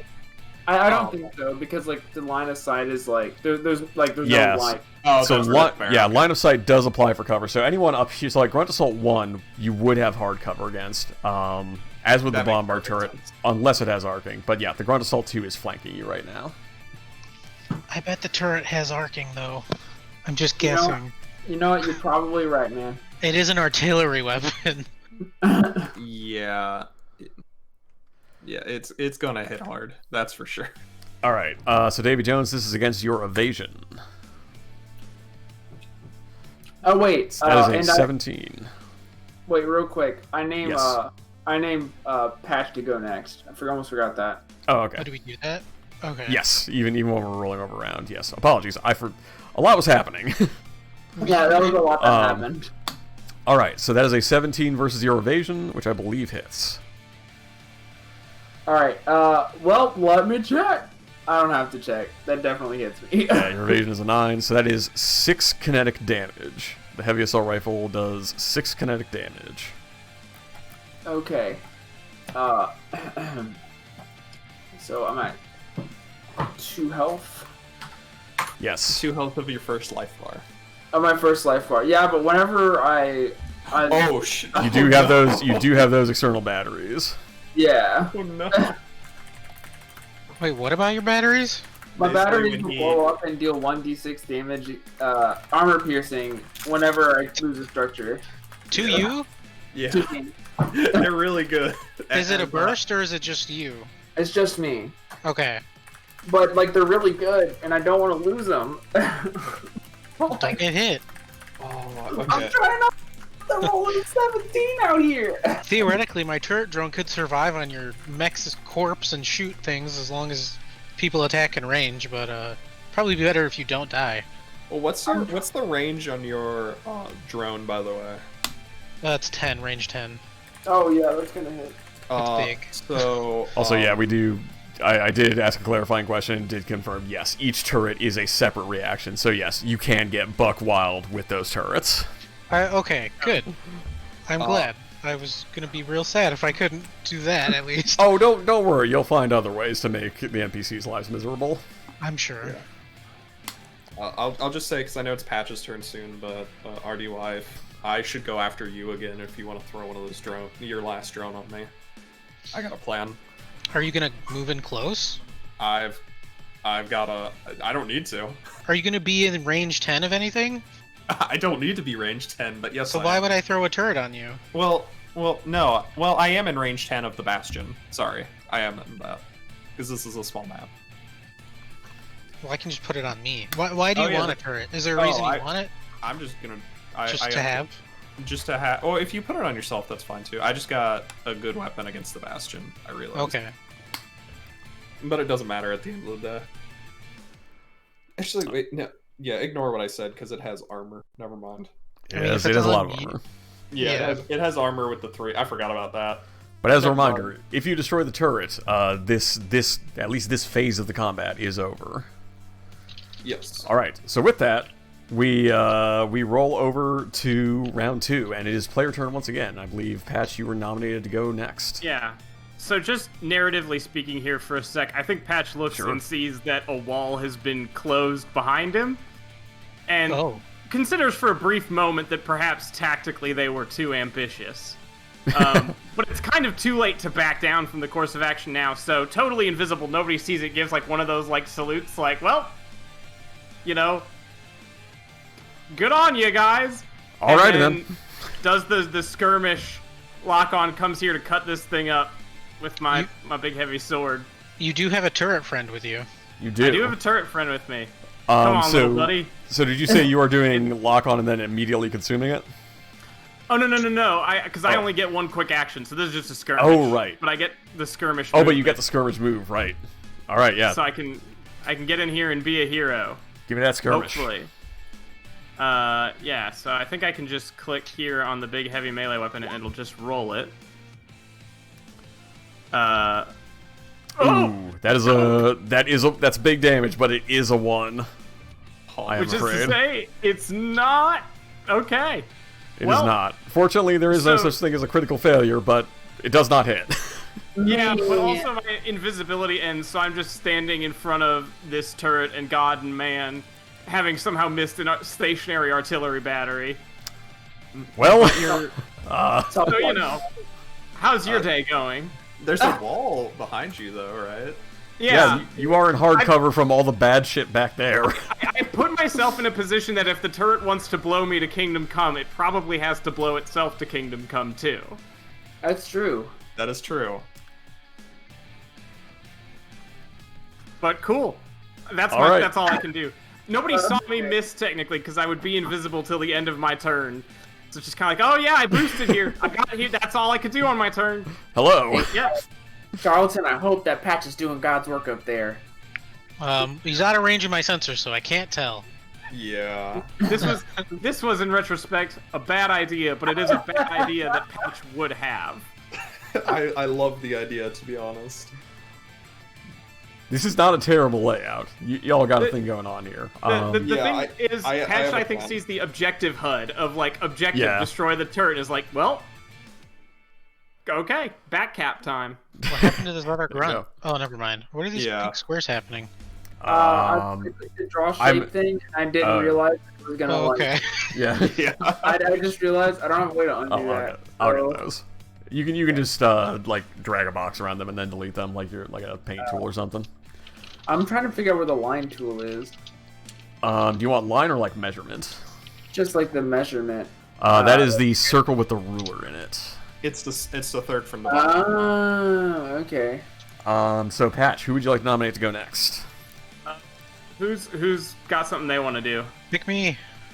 All right. Actually, Pick Charlatan. I do want to put this out Charlatan, there. Patch, before your turn is over, you all do have a really good core power with the Everest, and the core power resets basically once every full rest, which typically means once a mission. So, Yeah. if you are wondering, would now be a good time to pop my core power? The answer is absolutely. Yeah, that does seem good. And as a reminder, the Everest's core power is Hyperspec Fuel Injection. For the rest of the scene, you gain +1 accuracy on all attacks, checks, and saves. Additionally, once per turn, you can boost as a free action. So you just get faster and better. And I believe popping your core power is a free action. That's what I was about to ask. Perfect. Yeah, That makes maybe my I turn do that easy. now. Let's see here. Other... Which I think is Patch looks at. Actually, I've got this in the document here. I think Patch looks at this turret coming online, having put themselves with a wall to their back in front of it, just staring down a barrel, and kind of not breaking eye contact, just presses whatever button is needed for this fuel injector. It's like, oh my. Yeah, I'm 90% sure that a free action is that using your... oh, here we go. Other actions, substruct... It's a protocol action.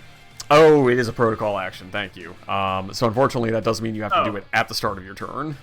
Yeah, okay. Because I'm willing to fudge this a bit because I was going to bring it up between rounds and forgot and only told you at the end of your turn. So, Patch, if you would like this one for free...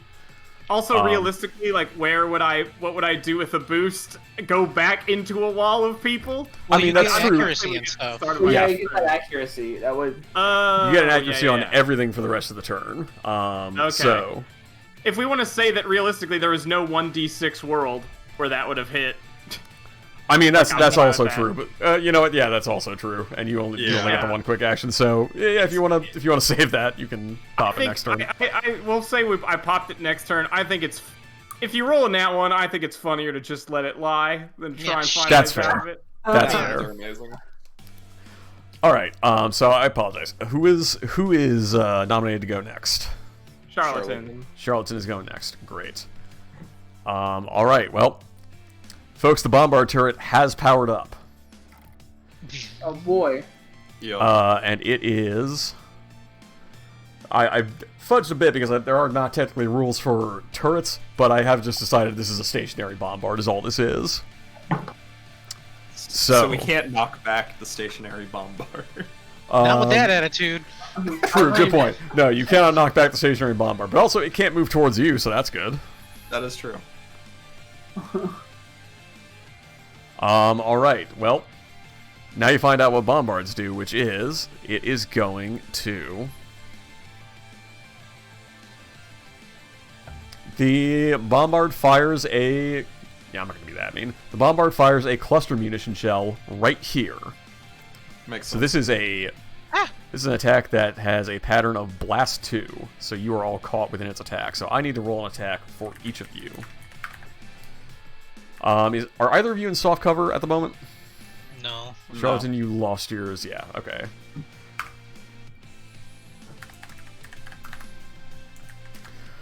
All right, and this is a barrage because it is a super heavy cannon, which means it can only be fired with a barrage. So, Charlatan, this is against your evasion. Okay. It hits.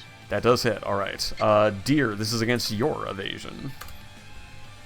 That does not hit. Hey. So I only rolled. So the only character it does damage to is Charlatan. Charlatan, that does.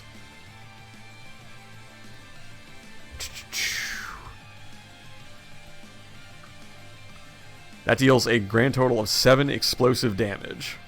Oof, ouch. Okay, so I have 5 hit points. What happens now? All right, now we learn. Before the damage. So you can either choose to... You could choose to brace if you don't want to take that damage. That'll be rounded down to 3 damage. But then that comes with all the shit that happens with brace, where you... Bracing ruins my plan, so I don't want to brace just yet. That's fair. So you would take the damage, and you would take a structured damage over the course of that. So you have 5 HP, so you go down to 0.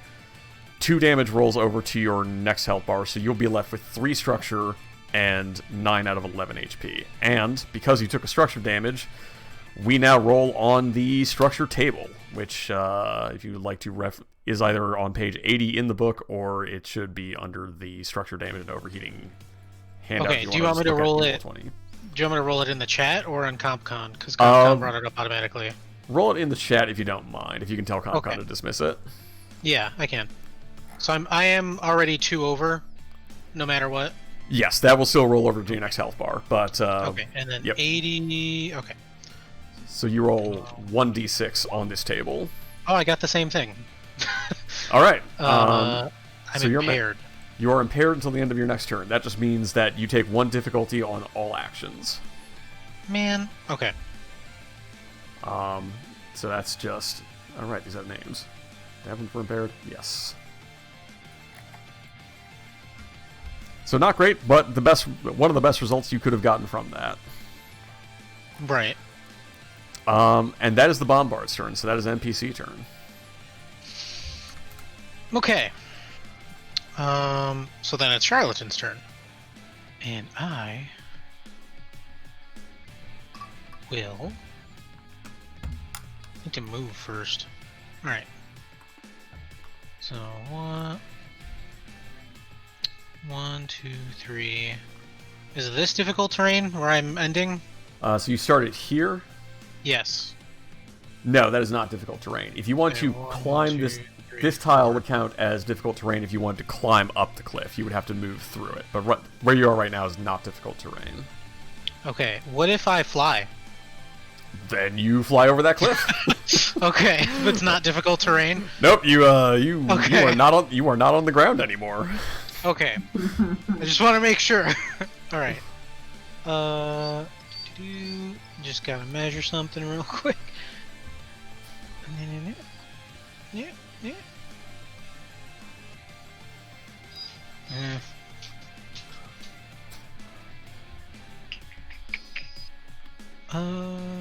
This seems fine. Where do I want to go? Okay. Ooh, if only I could go right there. Sorry, boss. I can go right here. Oh, okay. Can I go right here instead? Ping where you want to go? Yeah. You Okay. can... I don't recall if there's any rule for this, but I have also generally played, like, there is no... you can move through friendly characters. That's just brushing by them. It's fine. Okay, cool. So that was my move. I'm going to do... What the hell is happening? That's fine. Golden Frieza form. Yeah. Oh, yeah. Sorry, I do want to do that. I haven't done anything but move, so can I do that?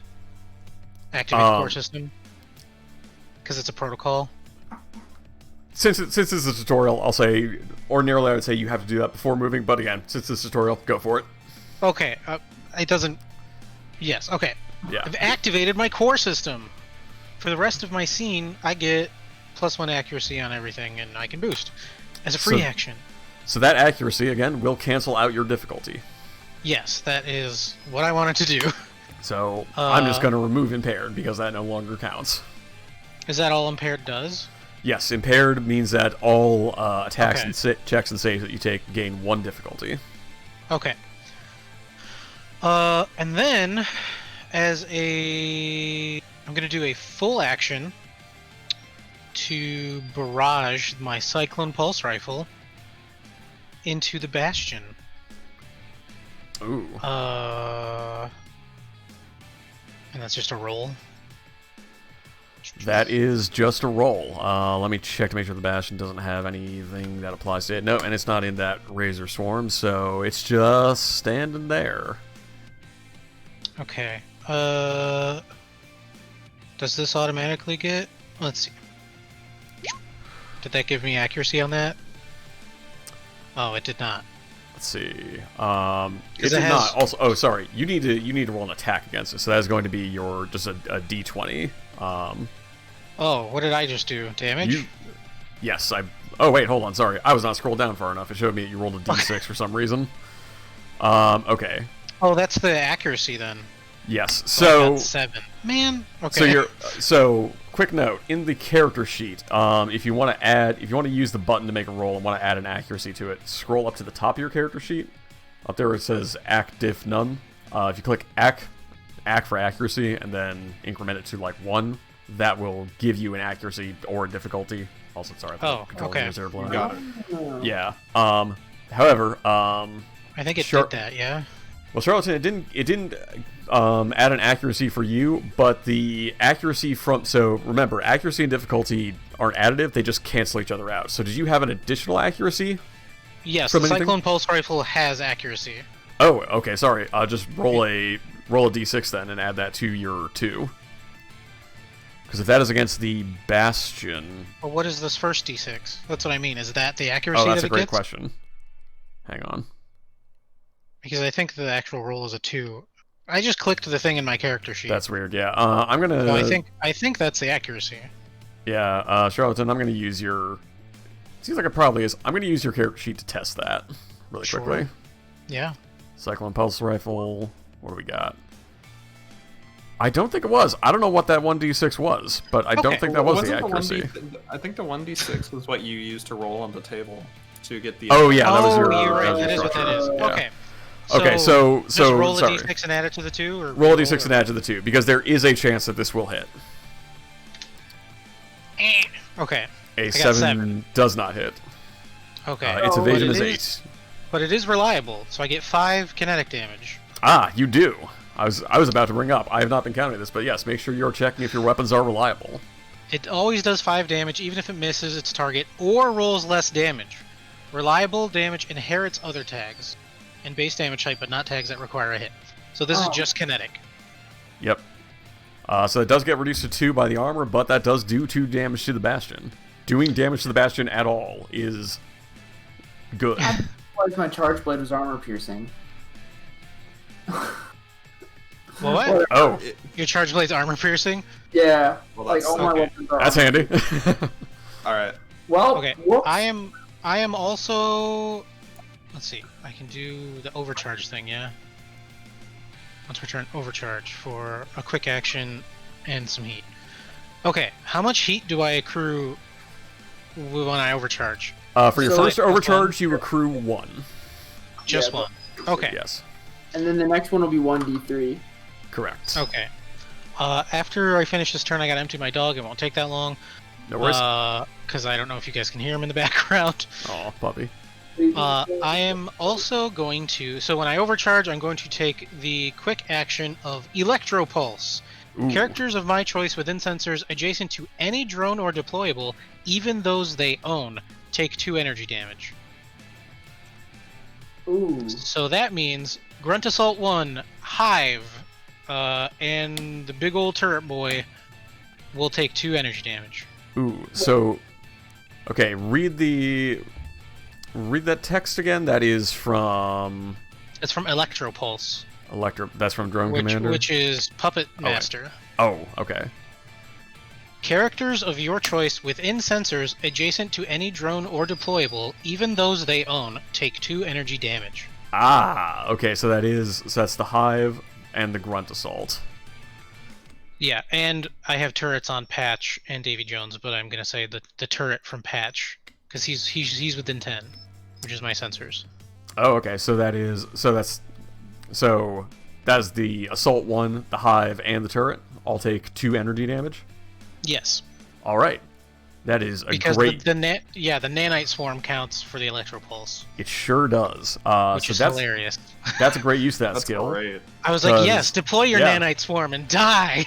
So that kills the Grunt Assault 1 because the Grunt Assault 1 only has 1 HP. As expected. It does have armor, but that doesn't matter because it's dead now. And I believe that dead mech can now be used for as cover on the field. Okay. All right, and the Hive takes 2 damage. That Hive is looking in bad shape. And the Bombard turret takes 2 damage. So you said the grunt has armor? Bastion has the armor. The Bastion has armor. I also let slip that the Grunt Assaults have armor because the Assault pattern has armor. Got it. Okay. But they still only have 1 HP. So they have 1 armor and 1 HP, so 2 energy was enough to kill. Got it. Okay. We updated That actions. that accidental flip slightly changes my plans, but I think I'll still have to do it. Yeah, well, have fun with it. Yeah, of course. Also, And unless then- someone has consumed it and I forgot, I believe there is still a lock on that hive. I believe there is. I was gonna, but then I was gonna hit it anyway, so I just decided not to. Question. Yes. Not that it's going to change what I'm going to do this turn, but since my turret's reaction is triggered when... What is the specific wording? An allied character... Do I count as an allied character? I guess those are 2 questions. I don't think you count as an allied character to yourself. So it's friendly other characters. Okay, Correct. fine. That answers one question. Second question.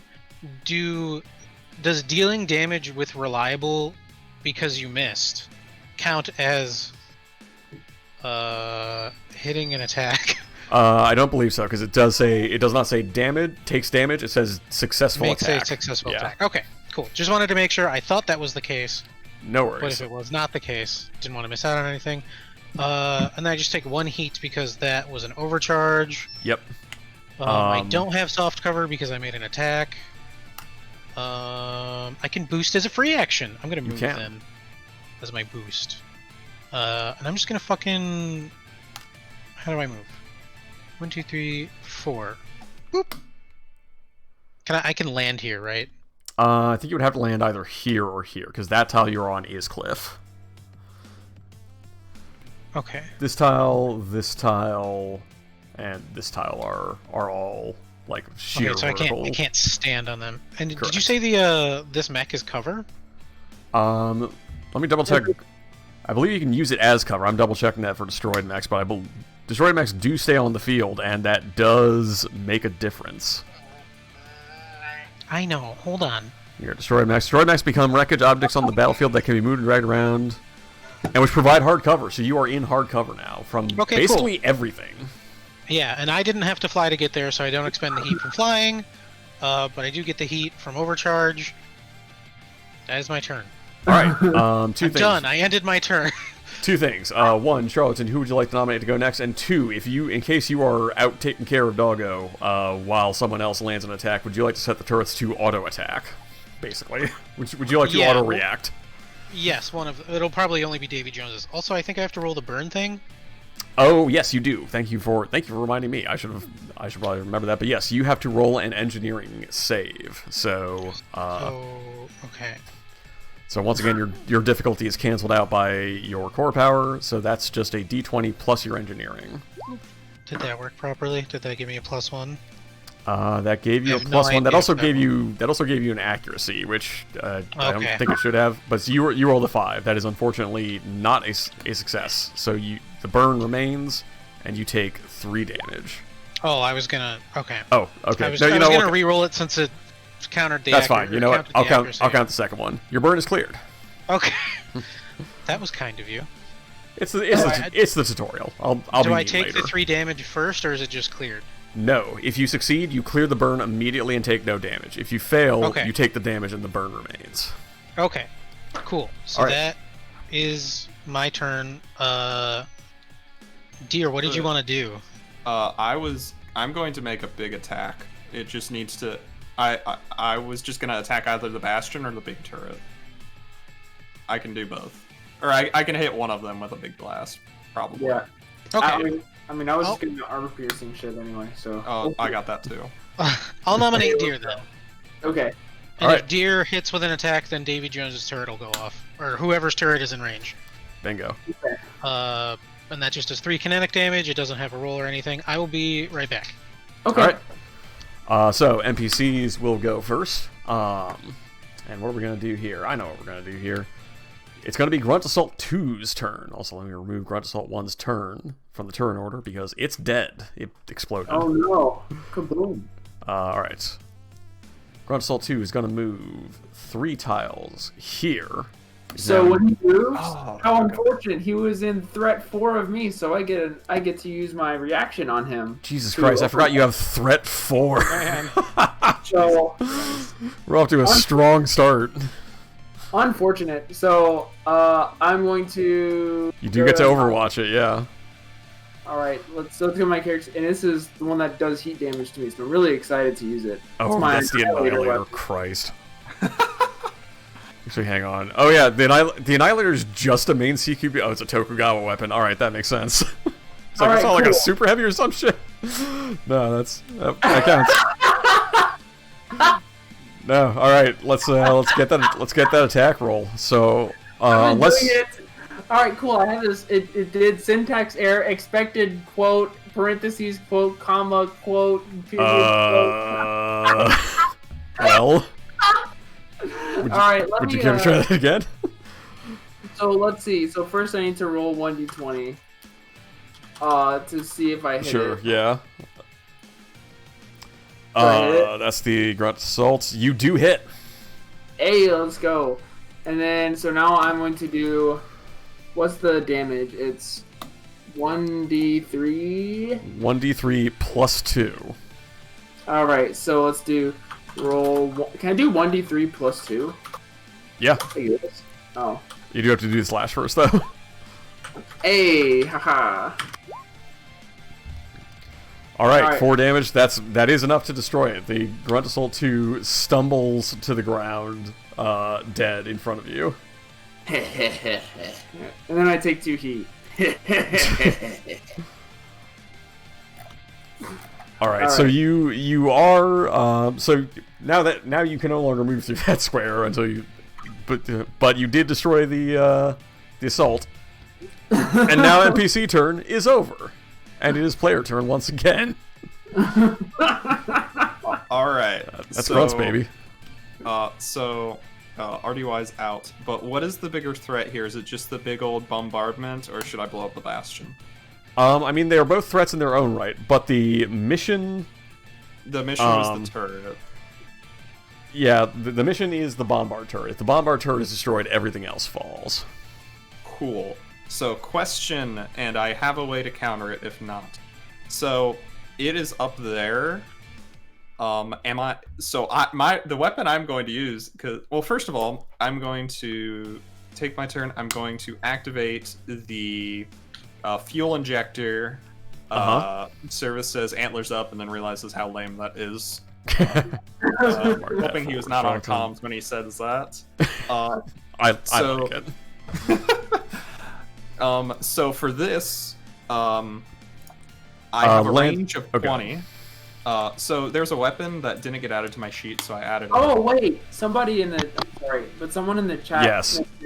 The turret. Lance, I'm not gonna auto fire the turret because the turret would be attacking the target that just got hit with an attack, and that target had 1 HP and exploded immediately. Okay. So you're saving the reaction for something that would take damage? Yes, using the reaction would literally be a waste of bullets. Okay, That's cool. nice of you. Welcome back. All right, cool. I'm sorry to interrupt. I just saw that. No, you're good. No worries. I have a range of 20 with my strike. You do, which is literally the map. But because of the walls, can I see it? You can. I'm gonna say you can, but it is in hard cover from you because it is behind that barricade. If I make it arcing, does it lose the hard cover? Ooh. What weapon are you using? I am going to be using a combination. So I'm going to be using my Ordnance anti-material rifle. However, because I have my ammo case, I have the mag that I can add to it, which changes the attack to arcing, and it gains kinetic damage, though it already does kinetic damage. Ooh, okay. Arcing and deals kinetic damage. I just need to double check arcing because I think arcing might ignore cover. I can check this helpfully on the check on page the 65. Yep. This weapon can be fired over obstacles usually by attacks made with this weapon don't require line of sight as long as they are still affected by cover. So that would still be affected by cover. Frick. Okay. So hard cover. What is the hard cover is 2 difficulty. So you can make that attack, but it will have 2 difficulty against it. Oh, so I have. Oh, geez, that really that makes total sense, but that is also frustrating because my anti-material weapon already gets accurate, and I'm already at +1 because of going antlers up. So it just cancels out and lead to a straight roll. Oh gosh. Well, the arcing. Oh wait, no, you have 2 accuracy, so so that does just cancel out for a straight roll. But it does just cancel out for a straight roll. Dear. It does cancel out for a straight roll at range 20. Yeah. I don't think you've moved. I have not moved, which is why I can do this. Yes. Huh. So I am. I have actually something to ask about the hardcover rule. Yes. So characters only benefit from hardcover if they are adjacent to whatever they're using for cover and are the same size or smaller. Oh, you know what? That's a good point. Thank you for So that holding is out a on that, because huge that's turret size next 3. to a, I don't know So, if that yes. wall counts as... No. No, it was eye absolutely level for not. So Max. that's a good point. So yeah, any attacks made against that. So yeah, Deer, at this range you would actually have 2 accuracy. My bad. Thank you for the catch. I was gonna say, Anyway. what's the point of arcing if they still get cover? But then I checked the hardcover rule and I was like, oh, maybe it's this. Yeah, Perfect. I mean, they do. So- The point of arcing is that you can like fire over a building at something on the other side of it. That thing can still like hunker down behind cover, but you don't require a line of sight to it. So, changes my plan just a little bit. I'm still going to use one of my ammo casings. Instead of that, as as antlers get ready, I throw a bunch of just various leftover explosives into the thing, close up the cannon, and then I fire my anti-material weapon rifle at 2 accuracy. Let me make sure that I get the 2 accuracy on here. Mm-hmm. And let's see if I got this working right. And who are you targeting? I am targeting the big boy. The turret? Yes. All right. As a 17, that does hit. And So that does is 5 plus 1 damage because of the explosive damage that I threw in there. So that's 6 damage. 6 damage total. It gets knocked back 1, but it doesn't really mean anything. Yeah. But and now it is not loaded anymore. But that is just my quick action for that. I'm also going to use my reaction to turret attack and do 3 more kinetic damage. Perfect. All right. 3 more kinetic damage.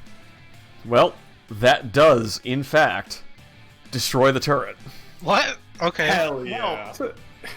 The turret had 10 HP, and you literally just did 9 to it right there. I'm going to kill steal. You're welcome. That's totally fine by me. Patch just starts teabagging furiously.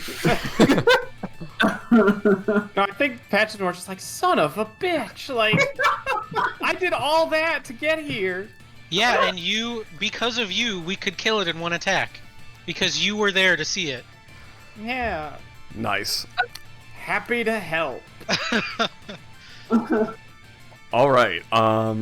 So I'm gonna say let's take a quick bio break here. There's probably not too much of the session left, but let's take a quick bio break before going through the rest of the session. If that's Is this cool with combat everyone. over? Well, I was gonna ask, how does everyone feel? Because it is 10:20 Eastern time. There is a possibility of extending this combat a little bit, or we could say, yeah, that's good. I've had a good introduction.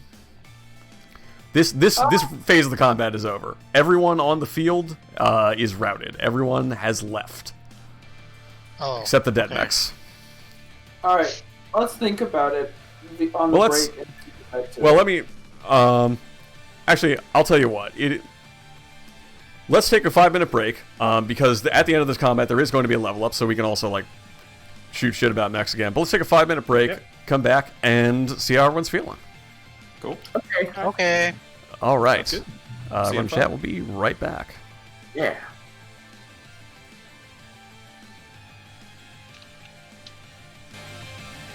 I assume.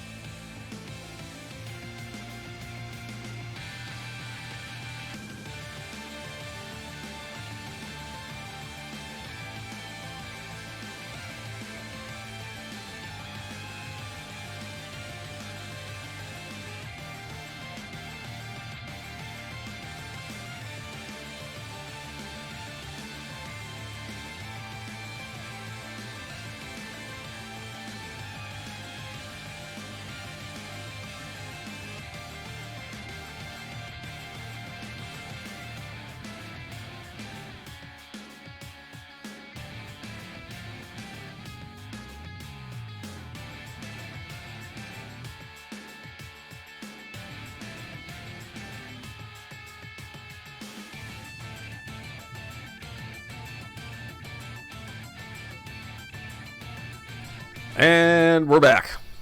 Hello. Hello. All right.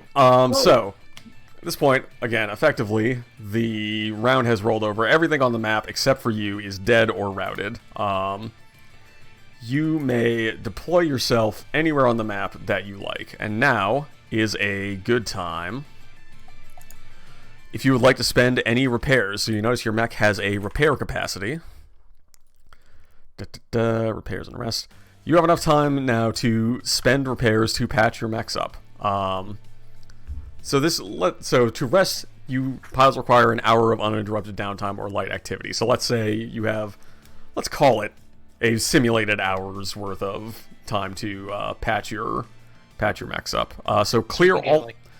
Yeah. So by default, clear all your heat, clear all statuses and conditions affecting you, and then you may spend any of those repairs in your pool to do at the following costs. For 1 repair, you can restore full HP. For 2 repairs, you can restore 1 structure. And for 4 repairs, you can repair a destroyed mech, but none of your mechs got destroyed. Could I reload my rifle in this time? Yes, all your weapons that are loading, also reload those. Okay, but should I just I realized on my sheet I didn't activate my fuel injector. Should I just act like it's off for this next fight, since it's a new scene? I'm not counting this as a new scene. I'm cheating a little bit by saying that there's a rest and I don't know. I know a rest is required to like a rest, like a break in the scene is required to use repairs, but I personally as a GM like to sometimes say like, hey, you've got a minute to make patches to your mech if you want to before we go into the next phase of this combat. Cool. You can actually stabilize to repair. You can do that as well. All right. Well, I'll just have it active then. Yeah, so yes. So for those purposes, say if you popped your core, it's still the same scene and your core is still active. So I believe that's Deer and Charlatan have both activated theirs. Yes. Yeah. All right. Do we also clear our overcharge counter thing? No, not yet. That would require a Okay. full rest, which is like 8 hours of downtime. That's as a D&D full rest. All right. So any of y'all spending repairs to patch up? I spent Yeah, one I did. repair. I never got hit. Well, I aren't stayed you in the cool? back. Well, I never moved got hit. forward and then got focused, which is predictable. This is replaceable parts while resting. Everest can be repaired at a rate of 1 repair per 1 structure damage instead of 2 repairs. So I took 1 repair. I'm back up to 4 structure. Does that also give me full hit points, or do I need to do another repair? You would need to use another repair to do full hit points. Okay, otherwise I would just be at the -2 from before. Correct. Okay, I'll just... So yeah, effectively, instead of spending 3 repairs to repair 1 structure and hit points, you're spending 2. Okay, yeah, I just want to make sure that I count that. I'm at 2. Nope. That's good. Davy Jones, you spending any repairs? I absolutely did because I was at 2 health. All And right. I don't want my batteries to blow up again, or at all. So How about you, Patch? Yeah, I did. I don't know that I needed to, but I did. That's fair. I mean, listen, this is going to be the end of the combat here. I only All right. moved next to Patch because we're bonded. oh, okay. That's fair. I mean, you then I'll can. be- Yeah, I'm not territorial. I'm just saying that's the only reason I did it. All right, so over your radios, word comes in. I'm just gonna move the turret. It exploded. It's big. I can move it off the map. Over your radios, you get word up and down the line that positions have been secured, and that is when there is an explosion from the forest, followed by a panicked radio call from the second wave of units coming in, panically exclaiming that there is a Karakin counterattack underway. That transmission is quickly cut off, and another transmission comes in over your radio that sounds slightly different. And they say, here we go. Someone with a deep, imposing military voice says, "This is Princeps Jon Ledor of the House of Smoke. Lay down your Union forces, lay down your weapons, and surrender this fire base immediately. Do so, and you will be allowed to go free with your lives. Refuse, and you will be broken upon my shield." Ooh, that's bad. Well, we're not gonna do that, Oh right? no! No. Assassino. I don't know, man. He's got a point. All right. Oh. So we have new mech patterns on the field. We have the Cataphract, the Assassin, and the Archer. The Assassin and the Cataphract, as you can probably guess, are assault class mechs. The Archer is a support and fire control class mech. But the Cataphract is the personal mech of Karakin nobility, of a Karakin noble of a minor house. It has the elite template. Elite mechs, pull up the exact thing. So elite mechs gain extra systems that they can choose from. They get 2 separate turns each round, so they can activate twice. So that is effectively one mech that gets to go twice during a round. It is effectively a mini-boss. So, welcome to the mini-boss fight. Oh god, and I'm... Dear, you're in a terrible spot. Yeah, let me go first, please. Let me go Yeah, I was gonna say, you should go first. I'll give you this. If you want to fall back to, like, above the ridgeline, you can do that for free. I trust you would not, like, stand there as, like, a Cataphract does, like... When the Cataphract moves, it's going to be doing, like, armored core boost type things across the ground. I would trust that you would not stand there while it's coming out of the woods. Well, I'll be good as like a good player and say I didn't see it coming. But I have stuff I can do anyway, so I'm not worried. That's fair. Well, I'll welcome. look at my consequences. How dare you not just take something for free the GM's giving you?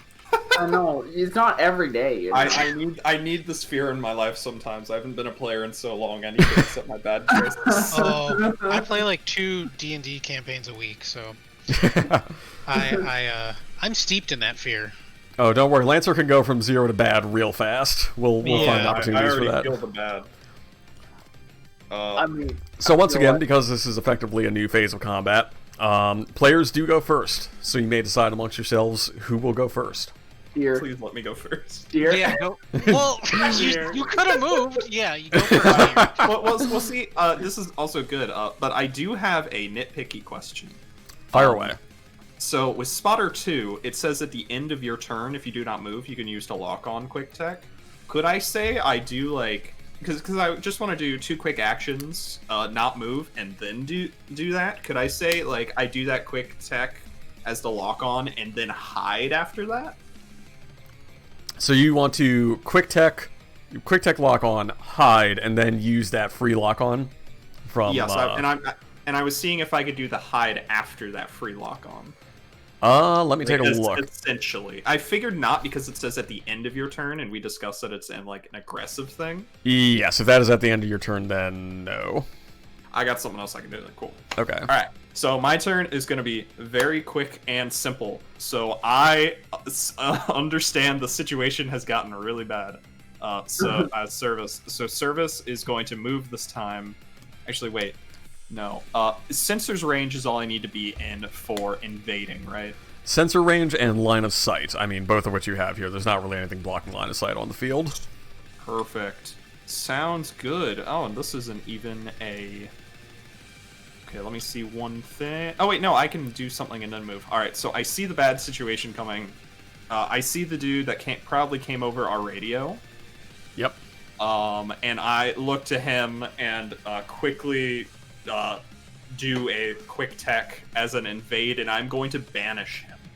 So until the end of your target's next turn, they take 2 heat for every space they voluntarily move. Oh. Wow. Up to a maximum of 6 heat. Wow. Okay. All right. That's powerful. That is going to be my first quick tech action. Then I'm going to run over here, That's and quick. and because of my, so I'm gonna mark. I'm just gonna end my turn after this. Because of my infiltrator feat, I can hide in plain sight of enemies. Oh, hang on. And sorry. You do need to make a tech attack to do that banish. You do not just get to do that. Yeah, sorry, that makes more part. I was like, almost dropped that for a second. Something. Yeah, no, you don't just get to do that, but you do. If it hits, you do get it. Yes. So on my page, so it would just be a. I'm sorry, I'm just trying to find the right thing. No worries. So that would be your tech attack probably, because that is a D20 plus your tech attack against the target's E defense. +1 base, +1 system. So I should have 2 total tech attack. Oh, I only have attack plus 1. You only have no, attack plus because 1. Most of you have 0, so the fact that you have plus 1 is your bonus. Okay, basically. it just says I have plus 2 in my sheet, which I'm confused about, but I will just... Weird. I may have entered I that wonkily. I Apologies. have So plus 2 attack as well. Do you have 2 system? No, I only have 1 system right now, so... Oh, I don't know that. oh yeah, Charlatan, yes, Oh. you have 2 plus 2 tech attack. Deer, you have plus 1. Okay, cool. So I'll fix it. So now, I just put my base back to 0 then. Okay. That'll fix it for now. So tech attack, let's see if I can get it. Oh no. Oh wait, no, that rolled with accuracy. I'm so sorry. Let's do the reroll. Yeah. Yeah, I am so sorry about that. That is okay. That's what the session's for. Okay, same thing. So I definitely do not get that banish yet. Well, hang on. Let me check the E defense. Its E defense is slightly better than that, I'm afraid. Oh, Yeah. oh, we said free actions can be the same quick attack because that Yes. Free actions I'm are the going to- only thing that allow you to repeat an action. I'm using my once per scene free action right here to see if I can banish this dude. Because if I get this, Okay. that's so good. If I don't, it is what it is. That is a That's success. Yes. Yeah! Let's go. So So- the main elite cataphract is now banished. And then I'm going to run over here with my infiltrator. I see the first one miss. I grab the Yep. wheel with my right hand, use my left hand to try to do it again. And then I run over here and I hide as my last quick action. And because of infiltrator, I can hide in plain sight. Hips is Jeez. a level 1 thing you get in this game? Crazy. Hips is hide in plain sight. Yes. Yeah, that is... yeah, you can hide even in plain sight of enemies. And when I start, or when I do my you turn can. next turn... Yeah, I can. Nobody else can. But yeah, I'll just chill out over here. What's up? All right. Well, I need to do some measuring on distances with the cataphract then. I can tell you banish again if you need to get the specifics. No, it's okay. I pulled it up. So it takes 2 heat per tile moved up to 6 heat, correct? Yes. And then it would probably end Okay. on their first turn and not be on their second. Yes, I do think it. I think that says. I'll double check, but until the end of your target's next turn. So yeah, that is Yeah. it's next. The next time it goes is its next turn. Whoo boy. So yeah, I do. That's an Onward. attack, right? That is an attack. That's an invade. I've typically read that like an attack as being like an actual physical attack. Oh, it's not called like a tech attack or whatever. It's just a It tech is- action. It is called a tech attack technically. I think it's something else other than an Or attack. it is a quick tech. Yeah, that's weird. I do read that as like turrets don't necessarily shoot when hacking happens. But also, as somebody did helpfully point out in the chat, the cataphract does take 2 heat right now because because that is an invade action. Oh. Oh, that's so cool. All Oh, right. this character's sick.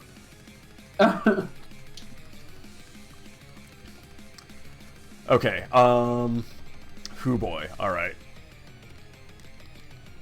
So for now, the turret attacks can only proc skirmisher barrages. Correct. Okay. All We'll right. get plenty of those. I'm not worried.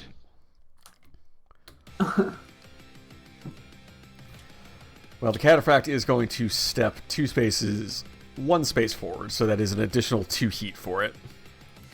Oof, ouch. It is now in the danger zone. It is visibly hot. Ooh. Let's go.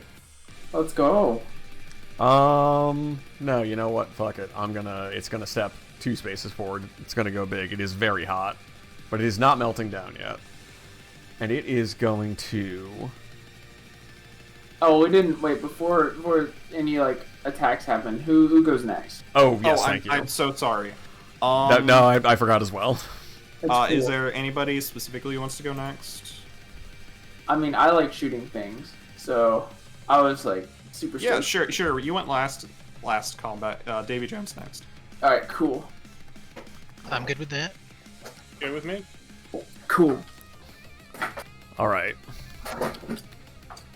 Also, Patch, as long as you and I are next to each other, we get +2 accuracy on checks and saves. Yeah. So, Which is not a tax, I don't think, right? no. Well, Dang. no, it's not a tax, but like for effects, like if we're getting hacked or Yeah. whatever, Yeah. it's good for now. I am checking a thing.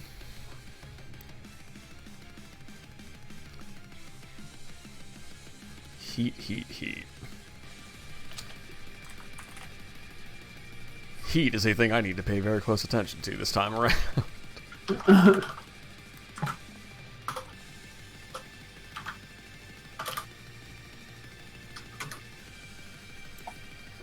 Alright, no, it's hot. It's just hot.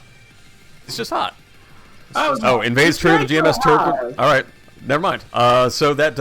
So you can deal damage with that from that attack, that invade, using the turret. So that is Oh, I 3 can. damage. Yeah. Oh, okay. So that'll be Davy Jones's turret. Pew pew. Alright. That is 3 damage to the Cataphract. Alright, it levels so that lance that it has tucked under its arm, it levels it towards Deer, and that is when you notice that it is kind of a, God, what the fuck is that one RPG? It's a lance that also has a cannon built into it. Oh, did he spend a quick tech to A see me? Monster Hunter. Oh, no, that's right. I need to do that. Yeah, you know what? It's just going to target Davy Jones instead. Hey! Da-da-da-da-da. Alright, so, Davy Jones, this is going to be against your evasion. Do you have anything that, like, puts you in cover or anything from where you are? I don't. Alright. I'm sorry, then Davy Jones. This is just against your evasion. Sorry, my turrets can't ink cloud for you.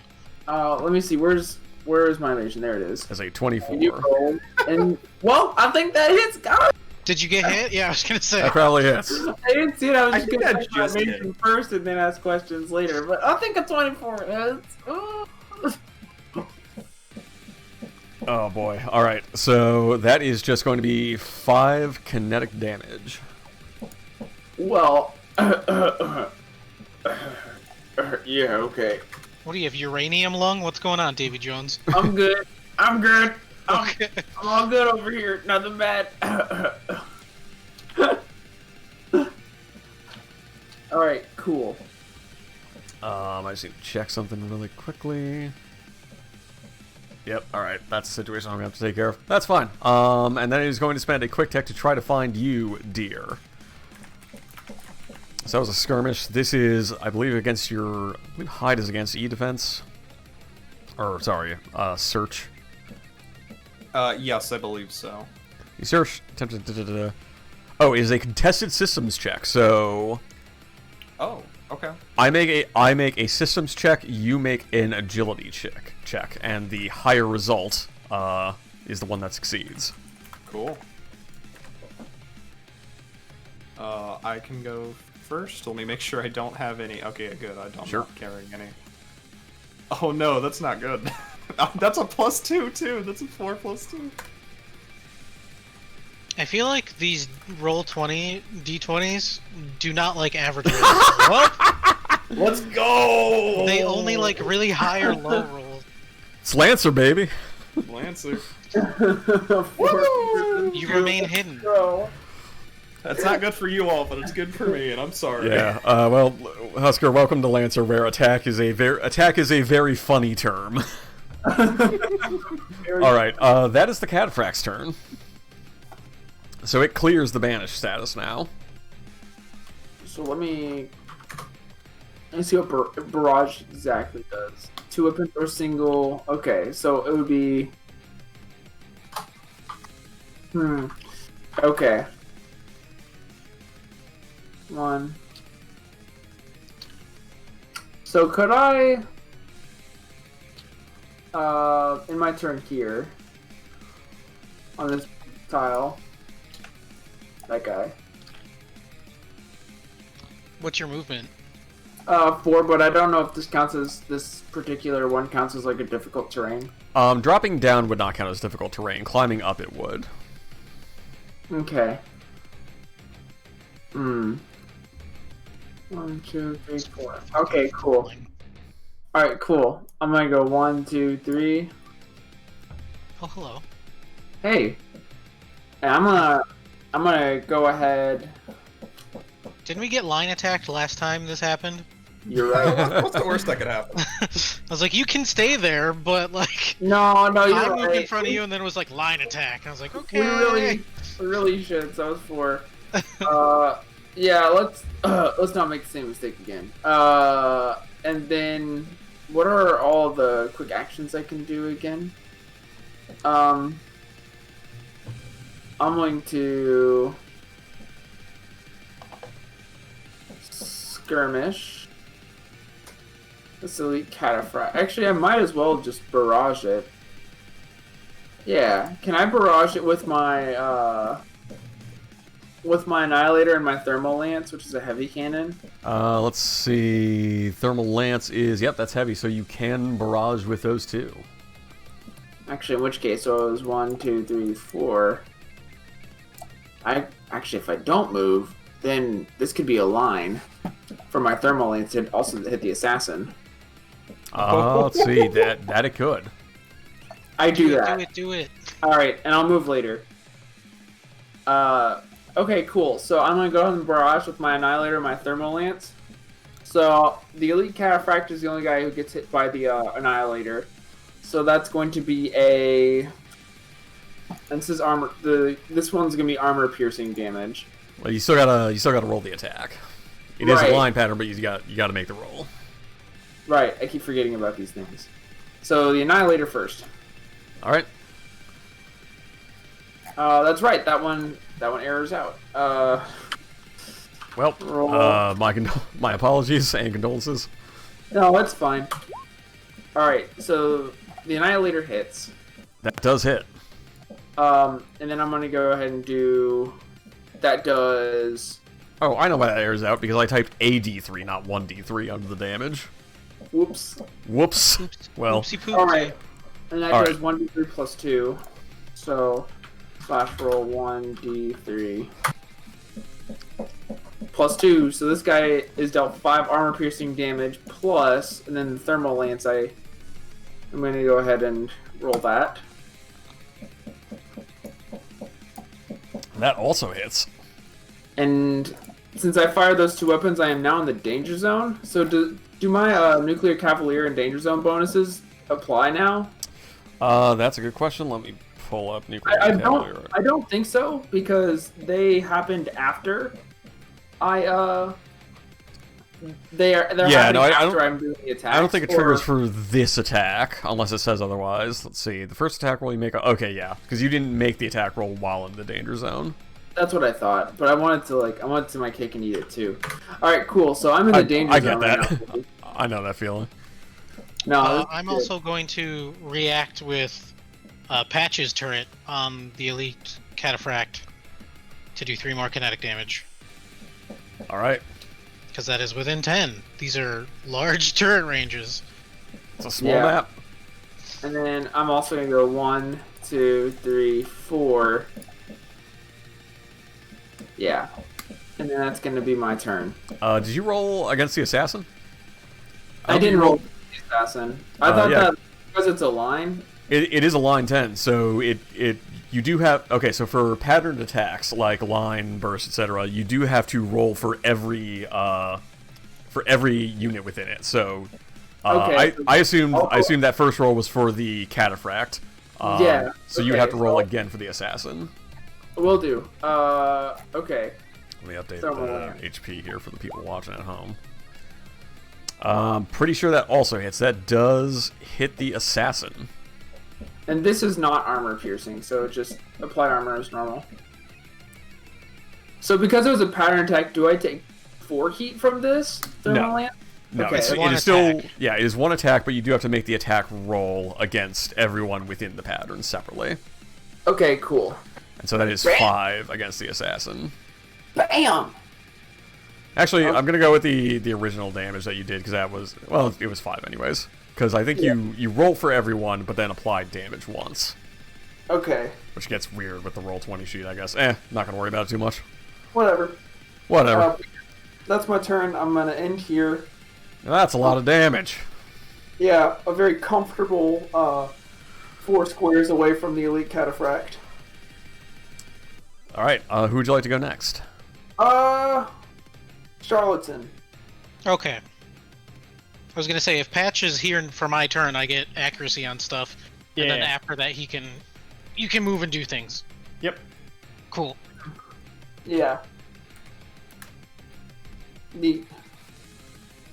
All right. Well, the cataphract is going to go again, and it is, I believe, just going to stabilize.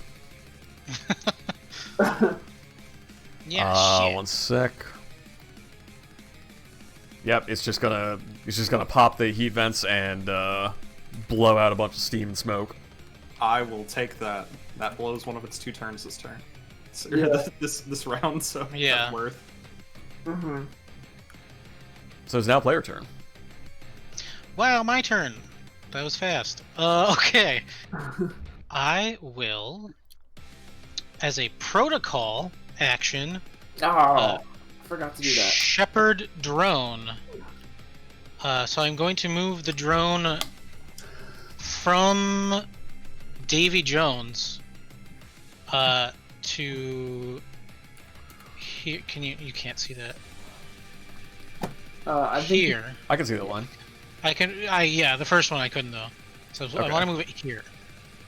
I can only move one that way. Hang on, I have a turret in here somewhere.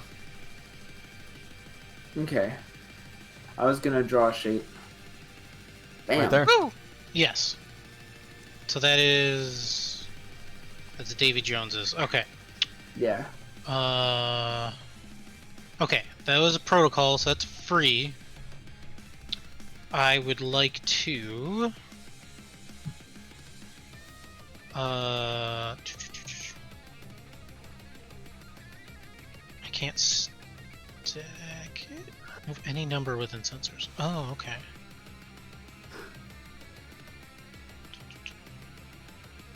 I'm just looking at references and things. Okay, 2 quick actions.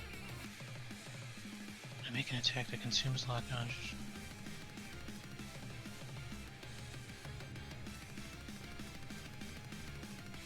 Okay. I think. So lock-on is a quick action, right? Lock on is a quick tech, yes. Quick tech. Okay.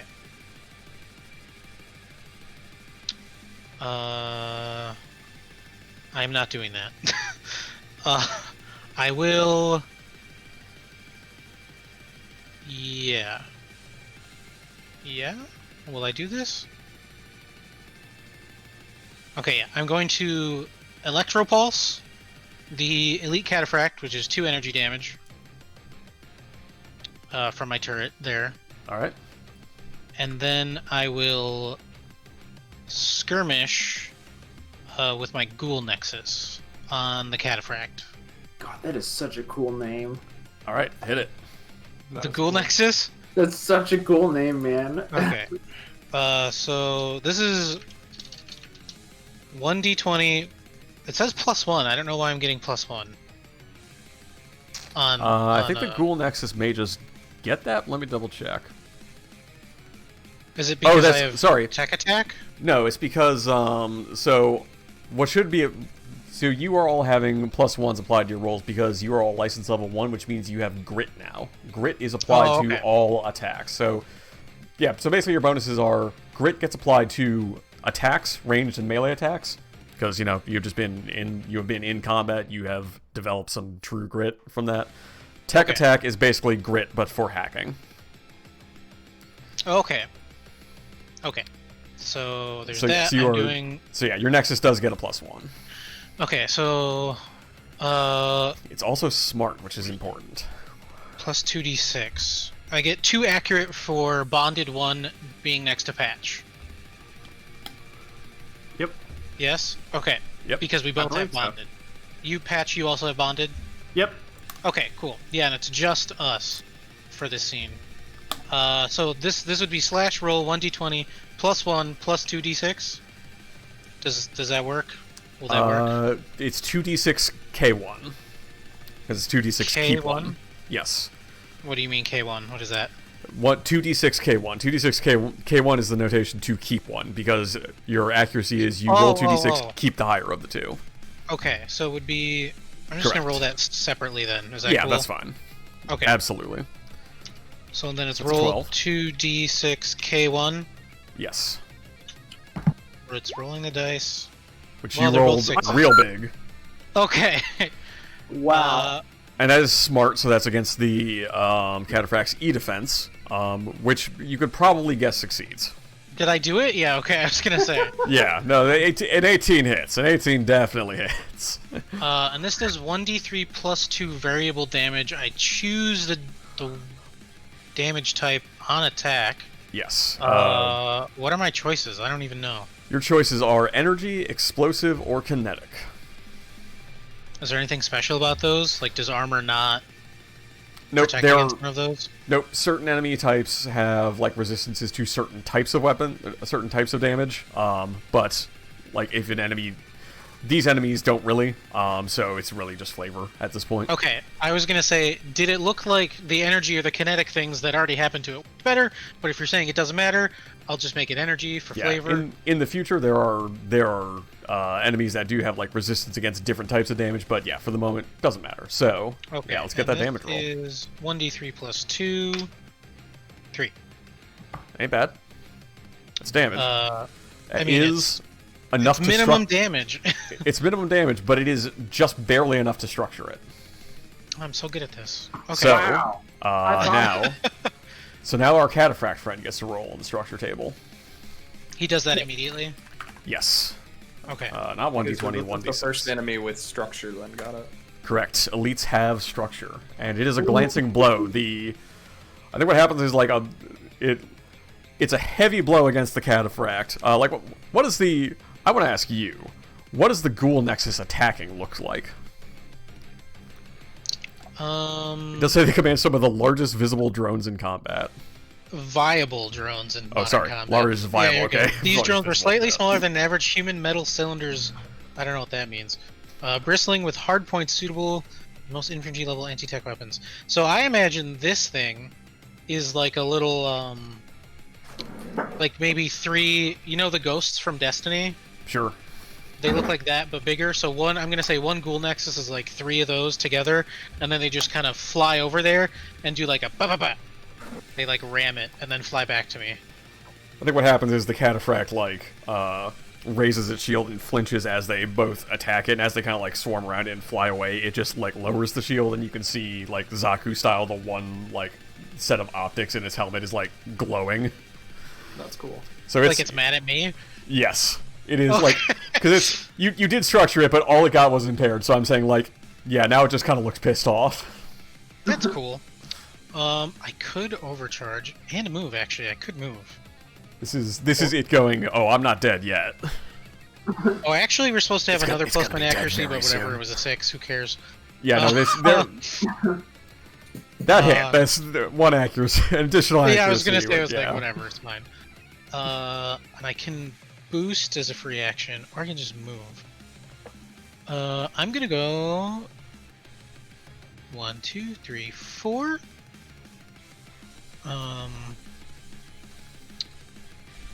This seems fine, I guess. Do I want to... What can I do if I do that?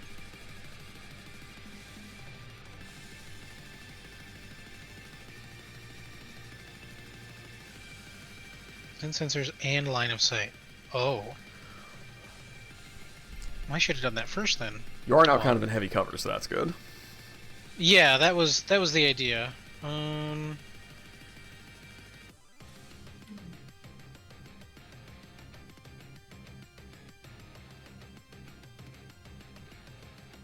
No, I won't overcharge. That's the end of my turn. I moved, I did 2 tech actions somehow. That was only 2. And that's it. Or 2 quick actions, rather. The Ghoul Nexus was 1, and then the Electropulse. Alright. So that's that. Who would you like to nominate to go next? I believe Patch is the only one left. Yep. That is accurate. Thanks for the accuracy patch. So you're next. All right. I'm gonna move over here into cover because that thing's pissed. Specifically at him. No, attack the turrets. It's cool. All right. So, what we're gonna do here? I'm trying to remember. Was the turret that you moved off of Davy Jones the one that took a hit previously, or was that the one that was on Patch's face? That was the one that was on patch. Okay, Yeah, so, I got blowed up. Okay, so this turret is still at full health, full 10 HP. Yes. That was a tactical decision I made. All right. Well, the assassin is going to move. It's going to use part of its move. Is going to skirmish the turret. So I believe it has an evasion of 10. Yes.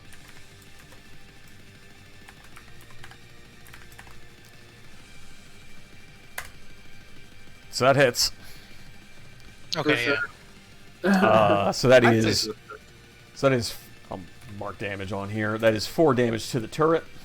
I'll set that so people can see it. So the turret is now at 6 HP. So it moved 2 spaces. It is going to complete its move.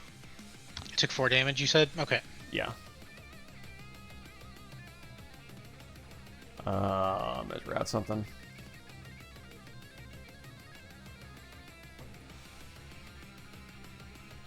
So it's going to move up here. Deer, I cannot attack you without searching for you because you are hidden. Yes. And enemies can only really guess at what your last known location was. But you hit, can do AoE, right? Yeah, you hit after moving there, right? Yes. Okay. Then the assassin is going to move up here, and it is going to throw an exploding knife at your last known location. Yeah, that makes sense. Knife slams on the ground next to you and blows up for 6 explosive damage in a burst 1 area. It just does it? It just does that. Exploding knives just explode. Sounds good. Oh wait, exploding damage just explodes? Well, I mean, Is that- explosive. Okay. I'm This sorry. weapon does. Yes, this knife just explodes. But Got the it. damage type that it does is explosive. Okay, cool. Alright. So I will take that damage and yeah. And that is 2 quick actions plus move, so that is NPC turn. All right, so that makes it my turn. So right at the start, I want to activate my fuel injector, which gives boost as a free action, right? Yeah. Yes, Okay, I want to clarify because that's like sequencing. that is correct. Done. And if you use it right now, yeah, it's on. It is now Yeah, all right. active. Which is also a free action, right? Yes. Activating your core power is a protocol, which means it is a free action so long as you do it at the start of your turn. Yep. Okay. Cool. So I'm gonna first go 1, 2, 3, 4, 5. High five. Heck yeah! And then I'm gonna boost here. I just realized something that was very important about the turret, but I forgot it, and I'm not going to go back, so it's okay. Okay. It has to do with the cataphract. But And then I'm again, gonna- not going to worry about it. I'm gonna skirmish the cataphract. Now, what was this about grit? Like we get a +1? Yes, if you are rolling, and if you are rolling from your from the character sheet, it should be applying that automatically. But yes, I apologize. I should have been reminding you that if you have grit, you should be rolling that on your rolls. All right, no worries. So I'm gonna skirmish the cataphract, and I have an accuracy from my core activation. So 17 hits, I take it. 17 hits. It's very Alright. rare to find something with an evasion above 15. Heck yeah. 2d6 plus I think 1. I got my sheet all mixed up. 1 sec. I think it's 2d6 plus 1 on the heavy blade. Let me confirm Check. that. Yep, it is. Okay. Yep. Yeah, it's big damage. All right. Well, it's not big. It's not that big, but it's 4. It's not that big. Okay, but as with the executioner talent for hitting, I can make a second attack against the second target in threat range, aka the assassin. I think I muted myself, so I'll go ahead and make that second attack. plus D plus 1. So this is against the assassin, which I'm guessing does not hit. Let's see, that was an 8. Let me double check that. That does not hit. All right. Now we need to mark that's that. a shame. As a skirmish, I can move 2 free. And then even though I boosted, because I get a free boost, that can be doubled up. Correct. Right? Yep. So I'm going to boost back here and give you the bondmate bonus again. I'm just really scared of that archer, you know? Like... just to be like a good player, would either the assassin or the cataphract have like an attack on Patch as he runs? No, because his skirmish attack does not provoke reactions. Yeah. It's strong. I suppose theoretically I could tumble through and get to the archer and engage them. Ooh. Also, yes, If you as Solmarian is pointing out in chat, the highest roll we've ever had in our Wallflower campaign was 10d6 keep 5 plus 8. That was a critical hit on a giant pile bunker. Yes, that's damage. Pile That is- bunker, hell yeah. That is the 5 highest dice out of a roll of 10. Oh my god. Yeah, it's pretty bananas. So Patch, anything else? No, I think that's all I can do, because that was 2 quick actions, a move, and a free boost. So I think that's me. All right, who would you like to nominate to go first next round? Let's see. I think, well, Davy Jones, you're in the danger zone, right? Yeah. That seems like something that you would either want to use or get rid of, so let's say you. Yeah, I really want to use it. Alright. I get, like, really good shit for being here. Dope, then you're up next. Cool. All right, which leaves the archer to take its turn. So let's see here. Let me measure some ranges.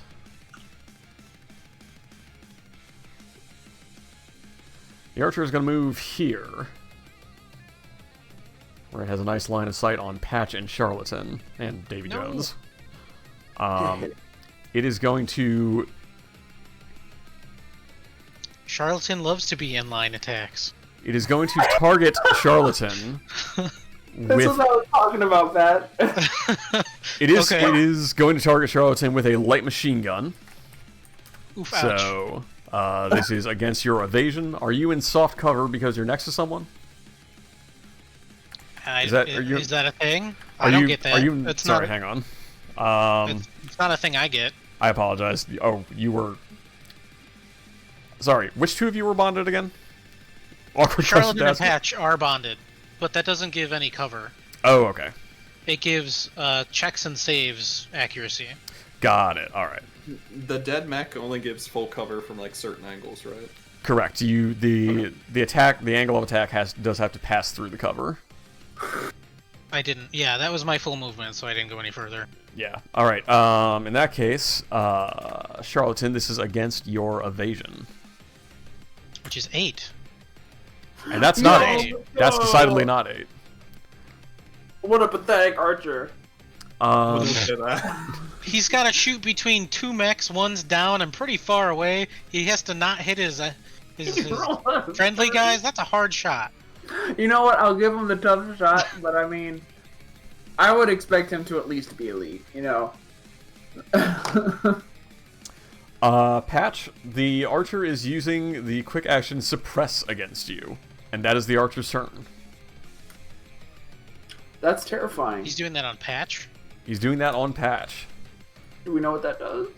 I guess we're gonna find Nope. out what that does when Patch decides That's to do cool. something that activates it. All right, round is over, so it rolls now back over at the start of round 4, 2-player turn. Okay. Refresh my turrets. Go. So, let me see.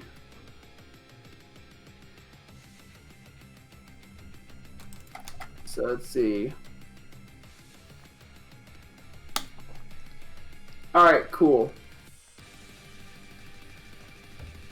So, I'm thinking about using one of my grenades and tossing it over Tossing it over right in this little bit area. Is it burst 1? Okay. It's burst 1. Okay. But I have a question with my nuclear cavalier. It says the first attack you roll you make while in the danger zone deals +2 heat on hit. Would both of these guys take heat? If it hits, so you're throwing a grenade. Yeah, so that would be an agility save, is what I'm thinking. Ooh, okay, that's a good question because that usually it applies to like an attack from a weapon. So Yeah. sorry, you were using the pattern B hex charges. Yeah. Yeah, I think they take heat. Alright, cool. Let me double check the nuclear cavalier text, but let's see. The first ranged or maybe not because that doesn't count as a ranged or a melee attack. That's just throwing a. No. explosive That's at the them. second. That's the second level. The first one, it says for the first level, it says the first attack roll you make on your turn while in the danger zone deals +2 heat on a hit. In that case, no, because it does say the first attack roll you make on your turn, and that is not an attack roll. Well, now I gotta figure out. Well, I guess which one do I want to do a shit ton of damage to is I guess the next question. Well, we've been focusing on the cataphract. Let's do that. Oh yeah, I need to update this cataphract. Yeah, let's Delete. It gets 2 turns. We suppressed one of its turns by making it stabilize last round. Let's just try to make sure it can't do anything. Yeah. All right. Cool. Then I'm gonna go ahead and use the Annihilator on it. Or do I want to use the Annihilator or do I want to?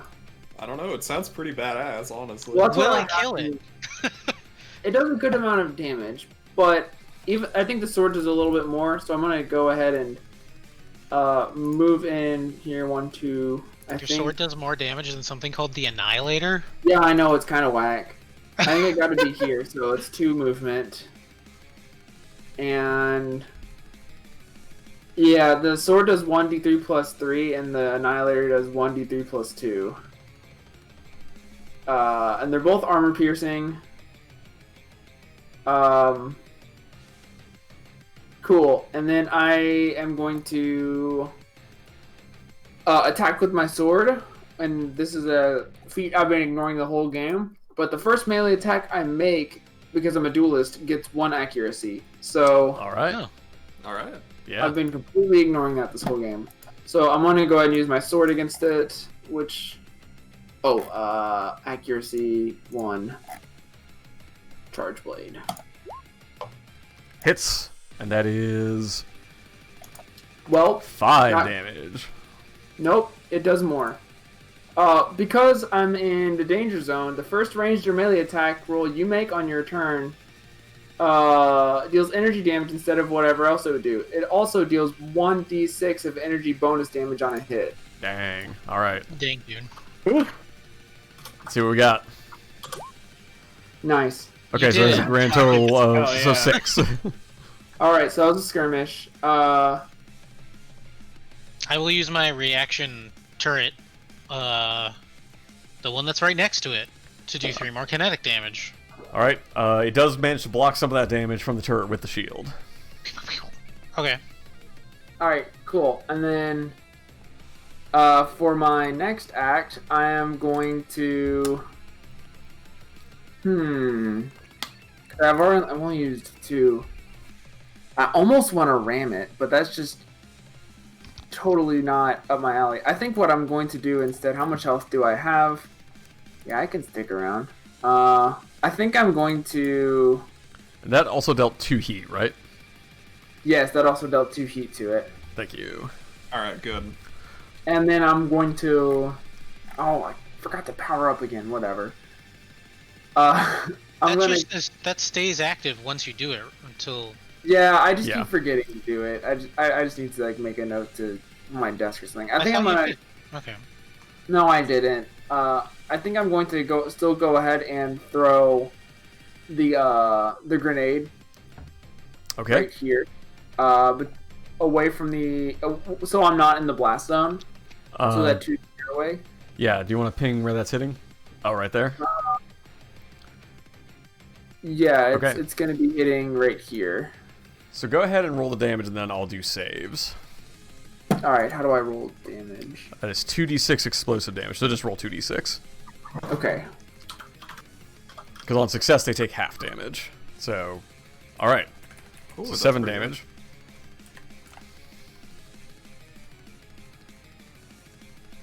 That's agility. Yes. Let me triple check it. Must pass an agility save, yeah. Alright. And then my save is 11. Alright, that's for the cataphract. It succeeds, but it does take half damage, which is enough to kill it. Woo! Boom! Alright, and now the assassin has to make an agility save. Where did I But they put the say we were assassin? gonna die on their shield or something? Yes, they did. They're only, but they're only a mini boss. They're not the. They thought they were a real boss, but they're only a mid boss. Eat shit, okay, kid. that killed sick. All right, and this is for the assassin. That does not succeed, so it takes the full damage. Oof, ouch. Alright, and It's a then lot of damage. I'm gonna go ahead and then use my other 2 remaining movement to go here and go here. And then I think, Deer, I'm gonna make sure. How about you go next? Sounds good. Is everyone cool with that? Yeah. Let's get him out of danger. Oh, I think I'm fine at this point. I got a plan. Well, Oh, if you do some cool lock-on stuff, I can make things hurt even more. Yeah, we like what things hurt more. Yeah, I think All I right. can do it. Alright, that's my turn. All right. 1 second. I'm just thinking about the fucking sword does more damage than the thing called the Annihilator. It's You kind know, of it doesn't do bananas. as much Sometimes it'd be damage, so like we're gonna that. do the sword.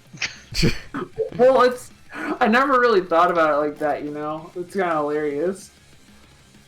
All right. So Davy Jones, you have gone. The assassin is going to take its turn. So mark turns. The assassin is going to move 1, 2 up here with you, and is going to try to ram you, Davy Jones. Oh boy. I'm gonna watch it try. So this is just a melee attack. So this is just against your evasion. Okay. My evasion is 9.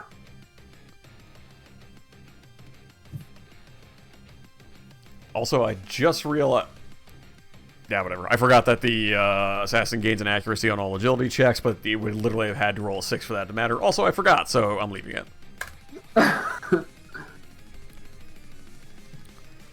So All right. So your evasion was 9? Mm-hmm. All right. Well, I don't believe that succeeds.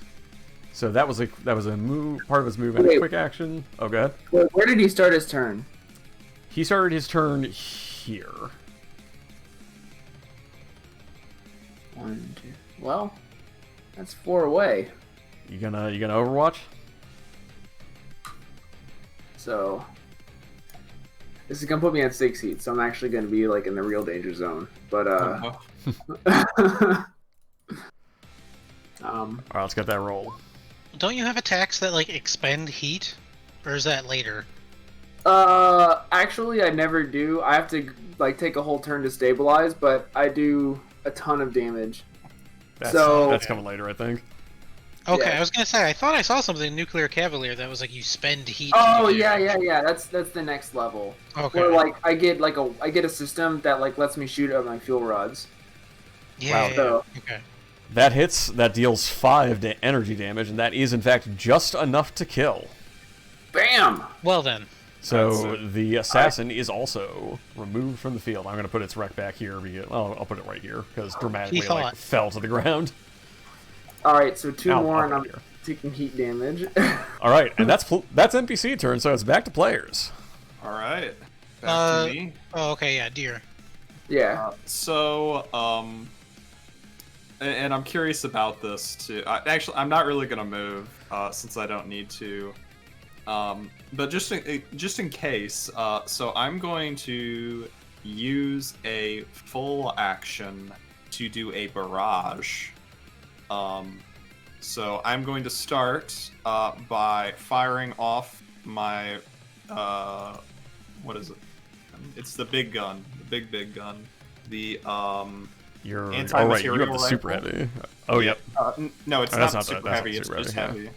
That's No. just big. Yeah, it's just big.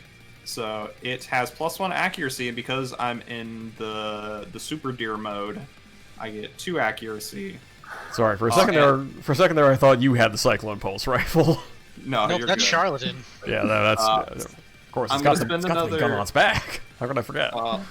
Once again, Service is just gonna take like some leftover dynamite, throw it in the cannon, to use another ammo case charge to add +1 damage. So it gains. Oh, it gained. Oh, I'm sorry, not. Oh, maybe I got that wrong originally. Gains knockback 1. Okay. So I will do, just because it's fun, I'm gonna do knockback damage. All right. So I think I got it wrong originally, but so I am doing anti-material rifle with +2 accuracy. Let's. 12. Okay, you rolled a 12. That against the archer Yes. hits. That hits. So that For is 9 9. damage. And then because I'm barraging, Does that knock it back as well? Yeah, it knocks it back 1 square. Plonk. So then, because he's still within 10 squares of me, I'm going to use the assault rifle, which I only have 1 accuracy with. But I pull that out and I fire, and I'm pretty sure that hits. That does still hit. Yeah, you did roll higher than the last one, which did hit. Yeah, it does minimum damage. But hey, it's still 2 more damage, so that's 11 damage to the archer this turn. That is damage. I'm not done yet though, because Of course not. Of course. I'm going to overcharge. Actually, fucking flashbacks to our Pegasus Wait a player. wait a minute. Can I? Hold on, I have more guns. Can I? Wait. The question for me, because I'm not sure, and I might just do it because it might kill it. If I overcharge, can I take a quick action to do skirmish too? Yes, because overcharge gives you a free action, which may repeat a previous action. Oh, okay. That's good to know for the future too. Yeah. So I'm going to do that, which overcharge 1, which puts me at 1 heat, I believe. Yes. 1 heat. So then I'm going to skirmish, but I'm also going to move a little bit forward for this now, because I'm just going all out just this once, because this is kind of hilarious. So I'm doing my auxiliary weapons, which are a pistol and a tactical knife. The tactical knife can be thrown 3, so I'm going to do the tactical knife first, because this is kind of hilarious, with accuracy 1. Sure.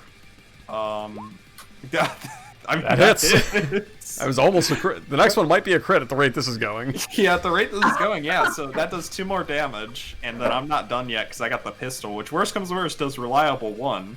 Yep, that's So- true. It does. Oh man, How did I keep going higher and higher this turn? You did, in fact, crit. Deer's You did, powering in up. fact, crit. Yeah, deer is powering. oh no! I don't know. Raise the antlers. Oh. Golden antler. Golden antler requiem. Yeah. All right, so that's let me check the damage on that, because you now, so pistol does 1d3 kinetic. So yeah, roll 2d3 and keep the higher of the 2. Okay. So slash roll 2d3. Folks, this could kill. It kills. Oh wait, no, that's nope. Sorry, it does not kill because it's only 2. Oh well. The higher the 2 is 2. This one. Okay, watch this though. I do the turret attack for 3 kinetic. Oh no! I got kill stun. Has your turn passed between the last time that turret fired and now? Oh, I'm firing Patch's turret. Oh right, It's a Patrick. Oh different right. turret. Oh Yeah. right. We're all in a very small room together. Yeah. Yeah. Okay, I got that does kill. again. Oh wow, is Last that thing hit, almost dead? Hold motherfuckers. on, let me just. Let me get that. Let me get that for you. I'll just we'll finish that off. I just wanted to do that too because I think with the Minotaur upgrade, I only have one gun mount, so this is the only time I can literally fire everything out of the gate. Oh boy. Holy moly. Not bad. That was all right. That was a combat, folks. We did it. Hey. Bam. All I right. feel like we took less damage in the mini boss encounter. I think you did. Yeah. Yeah. Than overall.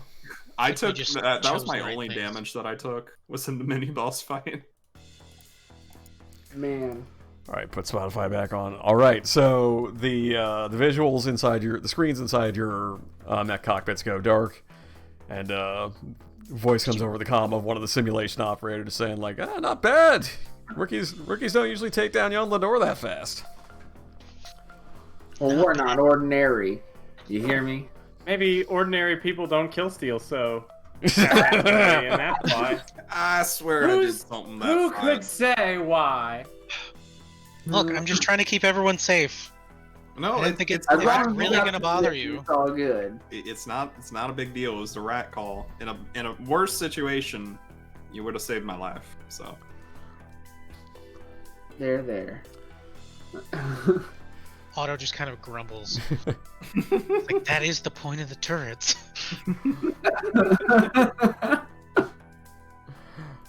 All right, well, congratulations on your first successful combat, everybody. Hooray. So you all kind of pile out of your mech pods, and as you do so, waiting for you outside is Galia Alajani, who is officially contracted law enforcement for the station via IPSN, but more unofficially kind of known as the station sheriff. She's waiting for you at the entrance to the sim facility. And she says, "Not bad. I've just gotten approval that your next license has come through." Yes. Woo! She pulls a small like electronic tablet out of her pocket, flips through a couple things, and says, "And just in time too. I've got an urgent job for you all. Just enough time to get your mech spruced up. We got a ship coming in. Just enough time to get your mech spruced up. I'll have the details sent to your CompCon units shortly." All right, you And can really wait. so Got it. next session, we will learn what that job is, and we'll have what do we have? Let's see. So we have 3 more sessions left in the month. So next session, we will start the actual mission proper, and you will learn what job Galia has for you. So, congratulations on completing your first combat, everybody. Give yourselves 1 license level. You are all now license level 2, which means that should you so choose, you have enough license levels to get yourself a brand new frame. Yes. Of course I'm gonna Hooray. do that. And I'll send you all the details about this, but I'm also gonna put it on the table that if you would like to peruse them and use them, because I'm using the supplement for fluff purposes, the long rim frames are on the table as well. I'll put that stuff in the Discord channel after the session Cool. here. Okay. All right, so once again, your homework for the next session is to come back leveled up and bigger and badder than ever. Are we leveled up, or are we just getting a license level, or are those the same thing? That's the They same. are the same thing. Okay. Dope. And yeah, if you played around with some stuff, let me pull up the leveling up section here. CompCon is really nice for leveling up. It's my. it helps out a lot with that stuff. it's so good. Yeah. It is. This is honestly one of I don't want to diminish the other parts of this game, but CompCon is one of the most convenient parts about this game. I Yes. think it genuinely has done a lot for this game, just in terms of people getting into it easily. Yeah. What do I even choose as a pilot talent? Well, so Right. as a reminder, if you've been playing around with stuff and weren't particularly big on the way something felt, after your license level increases, you may either reallocate all ranks from one of your talents to any other, or reallocate all ranks from any one of your licenses to any other license. So if you'd like to switch up what you've been doing, you can do that. So I have discovered that Skirmisher is super useless if I'm going to be using turrets all the time, because I will never keep my soft cover. That's true. So- So yeah, you could swap that. You could swap that So that I'm point to getting another rid of one. that. Yeah. I'm putting it in Centimane. Ooh. I think actually all of mine kind of worked out. The walking armory, I understand how it works now. I think I got the damage wrong the first time, but but I still just enjoy the scenery of just Service grabbing whatever it is in the cockpit, just throwing it in his weapons before they fire. I took the last level of Skirmisher because auto God. missing reaction is great. That's gonna be wild. I might choose Hacker, because that actually sounds pretty good. When you hit a tech attack with lock on, your target must either take 2 heat or be pushed 3 spaces in the direction of your choice. I know for sure. Are you first?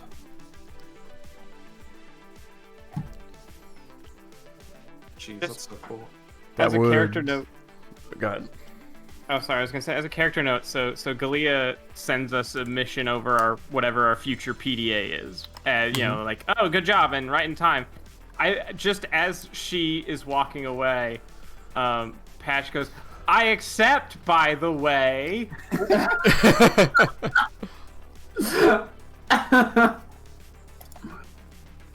So,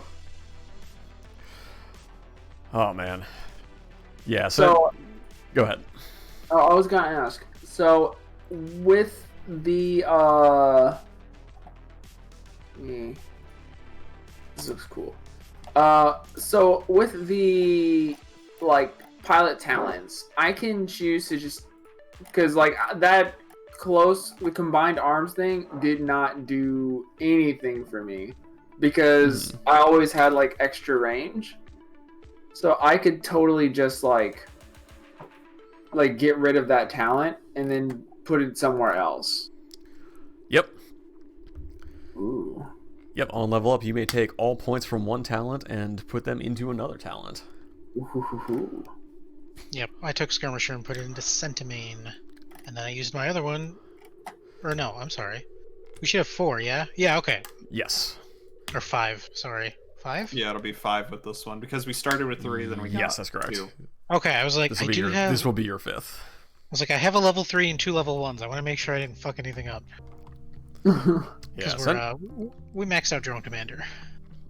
Ooh, nice. Yeah, Centimane could be pretty good for you. Dane, Hacker would definitely mesh well with the Minotaur. That's what I was thinking. Yeah, I'm just doubling down on because like this. I was thinking before like, oh, hacking could be fun, but I guess I'll see how it goes. But getting that, like, I had to spend so many resources to get that heat going on the mini boss, but God, getting that to work felt so good. Banish saved you from that fight. Like, Oh yeah. were it not for that, the Cataphract could have done some nasty shit because it only has a heat capacity of 6. So you like frying it for 2 and then saying you take 2 for every step you take. That's for a Cataphract. That's real nasty. Because again, the Cataphract's thing, he is literally charging other mechs. That's So perfect. yeah, that was tremendous. I I get mean, rid of my smoke grenades. Oh, I'm I probably could have had it just like not stabilize and instead just like what I probably should have had done is like go big and just like keep the 6 heat and instead just like plow through everybody. But hey, But then I would have done 2 heat to it next turn, so then it would have overheated. that's true. Then it would have rolled on the overheating table, which is in some ways potentially worse than the structure table. Yeah. Yeah, I'm going Minotaur. This just seems so. Afterburners. Yeah, so let's see. All right. Well, as it is 11:30 Eastern, I may still be on for a little while online, but I'm going to go ahead and shut the stream down. Thank you all for coming out tonight, watching. Thank you all for coming out tonight and playing. Anyone have anything they want to plug before we sign off? Oh, I do actually. I have a friend on Twitter. His tag is Amadeus46art. He does some cool fighting game T-shirts, mainly for Guilty Gear, but go buy his shirts. I just got his newest one today, and it looks really rad. Cool. Awesome. Good stuff. Amadeus Art 64? Amadeus 46 Art. Oh, 46. Okay. I'll Can you just type that in the chat? yeah. I'll just throw it in the Twitch chat real fast. Yeah. Rad. One moment. There we go. Woo! Okay, cool. Pralinus, but I will say, I love his art. Probably the best not to pull it up while at work, but Fair Noted. enough. but yeah, he makes some really cool shirts. Awesome. The only thing I will have to plug is to say, if you ever play D&D, pick Wizard. Dude, That They're wizard cool, life. though. I mean, I think Lancer tonight has taught us something about wizards, particular wizards in mechs. Yeah, that's fair. What, that I steal kills? Gun wizard. I actually cannot do that in 5e. I get almost no kills as a wizard. I just soften things up. Oh wow. Now I All understand everything. It all makes sense. Look, I want those tallies, alright? All right. Understand. Well, I believe we are tentatively scheduled for Friday at 8 next week, although there may be another schedule shift. We'll talk about that in the Discord. But otherwise, hey, listen, if you follow me online, I'll post about when the next session is going to be. It will be late next week sometime. And there will be more mech action. Woo! I eagerly await it. All right. Thank you all again for watching. Have yourselves a good night. Okay.